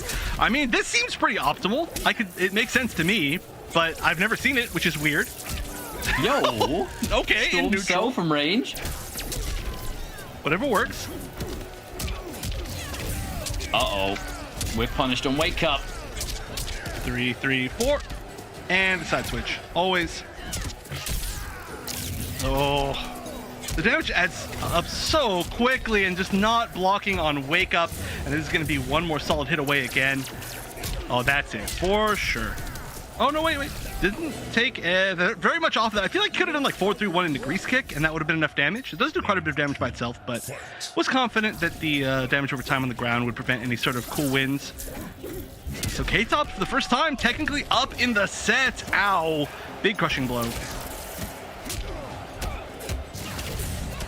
Looking for more opportunities to push forward now as K-Top has the corner. This is a scary place for anyone, least of all on the defense against this variation. Oh dear. Breaks away the crushing blow. Actually squeezes out a Storm Cell, so we are starting things off, but he has a lot of work to do. Oh god, right, and he does a projectile. Chef, that's gonna be it. Game one. K-Top is absolutely making this a speed run of a grand finals. I did not expect it to go this one-sided. I look at the matchup alone and how Hitman, he can match the pace of almost anyone speed-wise, because he is a fast player himself. Did not expect him to get just overwhelmed the way he has done. This is the weirdest day of matches so far. I mean, I don't want to say this is over for sure, but like the fact that like K-Top got 3-0'd, but then 3-0'd someone else, and then 3-0'd the same person back, and then also discarded, and then we saw Serious Hitman like dominating some other players, but they're not able to do anything against K-Top. It's all very weird, but all right, staying confident with the Raiden. I still feel like the Terminator was standing a pretty good chance, especially in that second game. He adapted really well and things were looking a lot closer, but Raiden just hasn't been able to find a way out of the corner, which is always the scariest thing. The Terminator's been better so far. There's really no way of sugarcoating that, but he's gone back in for basically Thunderwave. So we've got the teleport and the storm cell again. Teleport hasn't done much for him so far. Also, what I get worried about is the fact that it's very resource intensive. Spending a lot of your resources to simply play your variation, and then you get caught by Jackie, who does some of the highest practical damage in the game. Like, let's make no mistake, you're looking at least top 2 in the game. Could be top 1 depending on who you're talking to. Always a mix between Jackie and Cetrion right there, but she's one of the absolute best in the business for a reason. You're hard pressed to find something she doesn't do well. Lose? I think. But oh, that is nasty. Another thing that K-Top is amazing with, that's unfortunate. There's no other way to put that. That is going to be a ton of damage. Could have gone for the crushing blow in the corner just to be even meaner, but definitely smarter to save it. And that is going to be a quick round. So what I was going to say before that entire health bar depleted extremely quickly was that K-Top also one of the best at using interactables. Always knows when he can tick throw into like all the command grab interactables, when he can use them to escape. Just very good at that in general. And there's the crushing blow. That's why you save it. The flawless block, but he gets caught anyway. All right, counter hit 1-2-1, breathing space, something, anything. He's waiting for Storm Cell. K-Top is waiting for it. God, this has got to be our fastest grand finals that we've ever had. This has been an absolute demolition. Now, surely he goes back to Terminator. Raiden is not cutting it. I agree. I mean, honestly, even when the offense begins for Serious Hitman, Raiden just isn't really taking advantage. I mean, you're only getting a few opportunities to really like hit anything, and it's mostly been like forward 4 into like the ground blast or forward 4 into teleport, but none of that is really enough to fully mix up K-Top and then steal the whole round back, which is what you need to do. And I think, if anybody can do that, that's going to be Terminator, right? I mean, of course, I'm not going to keep saying like, oh, well, I know what's going to be best to pick or not. Nah, man. I think in this situation, it's with your back against the wall to this degree, pick Terminator and just dedicate to everything and anything. Try as much as you can to just enforce your game. Look for that one air grab, look for that one anti-air or whatever that creates your mix-up game, and just dedicate until the bitter end, because now there's no other options here. 5 games straight. That's true. Jeesh. Yeah, that is a really tough road to come back from mentally. But like you said, if there's any character that can make a wild comeback like this, it's Terminator. And look at that, immediately starting off with the amazing anti-airs that Terminator has, just showing off why this is a good pick in the matchup. And again! But sitting the damage over time, that's not going to be fun. Oh, wow, I can't believe that didn't connect. Usually that hitbox is unbelievably good. All right, I love the attempt.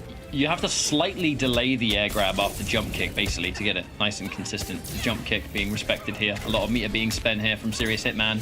Ooh, that's going to whiff. Grabs him in. That's 18%. 17. No, 18. We got there in the end. Oh, chases down the wake-up roll, and K-Top gets another opportunity. That's going to be 40%. Knock it down. More. 37. Yeah. I mean, I guess who's counting? K-Top is on a match point. Tournament point. Serious Hitman has absolutely demolished his way into grand finals, but falling apart at the last second is the overwhelming pressure of Jackie from K-Top has just been too much to deal with, seemingly. I mean, it has been for everybody. I mean, if he managed to win, we got to run through his path because it's been ridiculous. But great air throw. There we go. Again, showing off why this seems like it would be the pick in the matchup. All right, here's the mix. It's starting. Oh, delayed wake up was a good call. And Ben's in the middle school. I'm telling you, it looks super cool. I'm glad I got to see this for the first time today. Here's the corner. This is scary. Oh, and he's blocking for his life because of the pressure, and now the grabs are opening up. I'd say meet you plus frames, but we straight up trade, and he gets knocked down. Another catch. This has got to be over. The ground damage on the floor. Does he even need it? No, sirree, as K-Top will take this tournament. A sweep upon sweep of grand finals. And one of the most dominating performances that we've ever had. That was, without a doubt, one of the fastest grand finals that we've ever had, and it was a reset. It was faster than most grand finals without a reset. I'm 100% confident on that. I mean, look how fast today went. We are just barely at 3 hours. That's like one of the fastest shows I think that's ever happened on the Open Series. But so much of it has just been, it's been a ridiculous day of just dominating games from so many different people. I mean, also, it's so weird to say this because of what we just saw in Grand Finals, but still, I think today's run from Serious Hitman was one of the best runs that we've seen on the Open Series. Looking incredible, defeating a bunch of top players, but just in the end, couldn't find an answer for K-Top, who knocked into losers round 1, had to go through such a ridiculous bracket, then 3-0ing Mirko, who 3-0'd him originally, 3-0ing Desarded, and then double 3-0ing Serious Hitman. That is a lower bracket run. Yeah, I mean, this Grand Finals did not do Serious Hitman's Terminator justice, because he has been one of the most fun players to watch in all of Open Series today alone with that Terminator. It's just unfortunate that he just couldn't seem to find a solution against Jackie in Grand Finals. And there are solutions. I mean, it's not to undersell her. She's top tier as hell. She's minimum top 2. But we have seen players be able to kind of play that matchup a little bit better than we saw from Hitman, where he just got thoroughly overwhelmed and didn't have a chance to really play his game at all, which is just the offensive nature of K-Top. And unfortunately, that was where Serious Hitman's journey came to an end. A second place, respectable absolutely, but would have liked first place considering he went in winner's side and beat the caliber of talent he beat to reach that point. Here's today's bracket for the matches that you might have missed. It has been a fun experience all round, but this is only half of the day's entertainment. As we close out Europe and CIS for yet another week, we are going to go for a break that is just short of 2 hours, actually, at this point. This has been a fast day indeed. Yeah. And we're going to be starting North America. But I do believe we have the upcoming schedule, so you can see the remaining cups and tournaments and all that good stuff that is left for the rest of the month. Crazy to think that we're coming to a close of March already. This year has been lightning fast for me. I don't know about anyone else.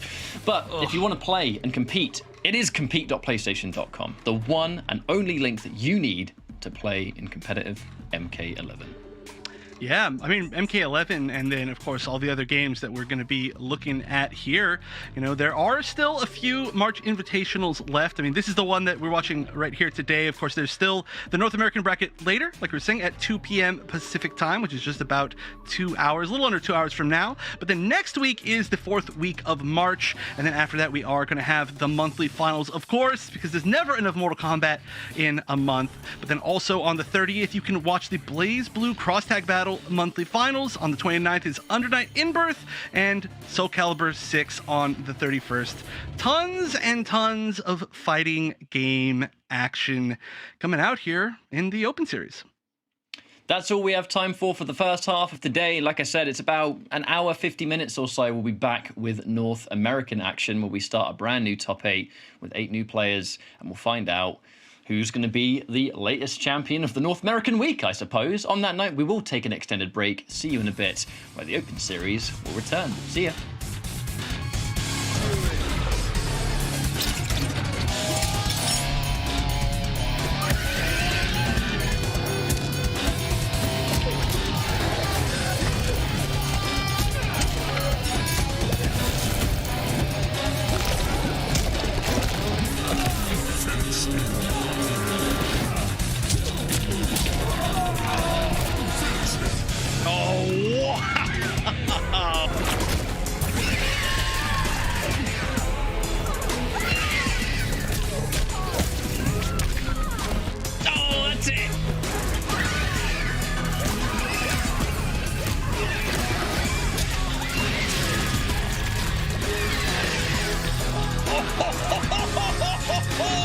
As a complete throwback to Mortal Kombat 3. Disgusting.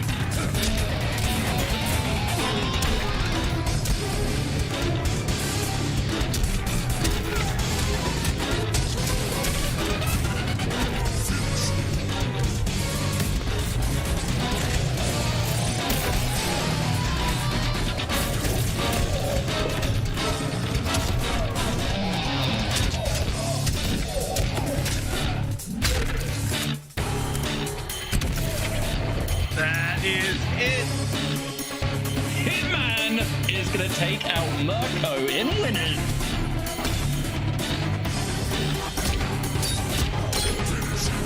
Oh, the answer again from full screen.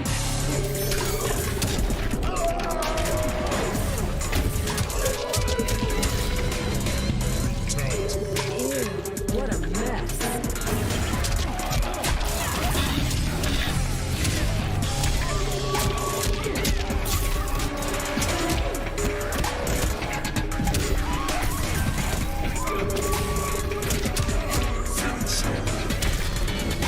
Oh my god, what? No way.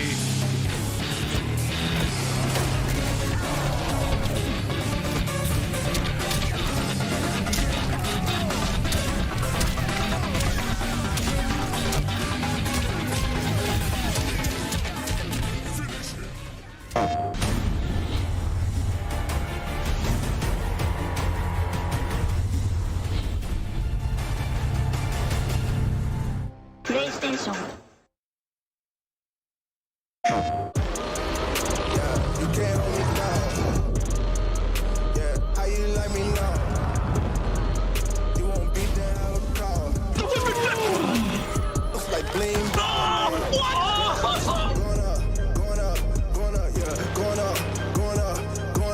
Going up, yeah.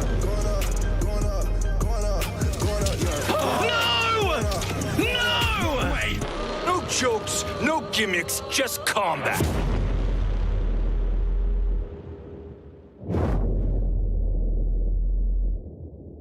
PlayStation.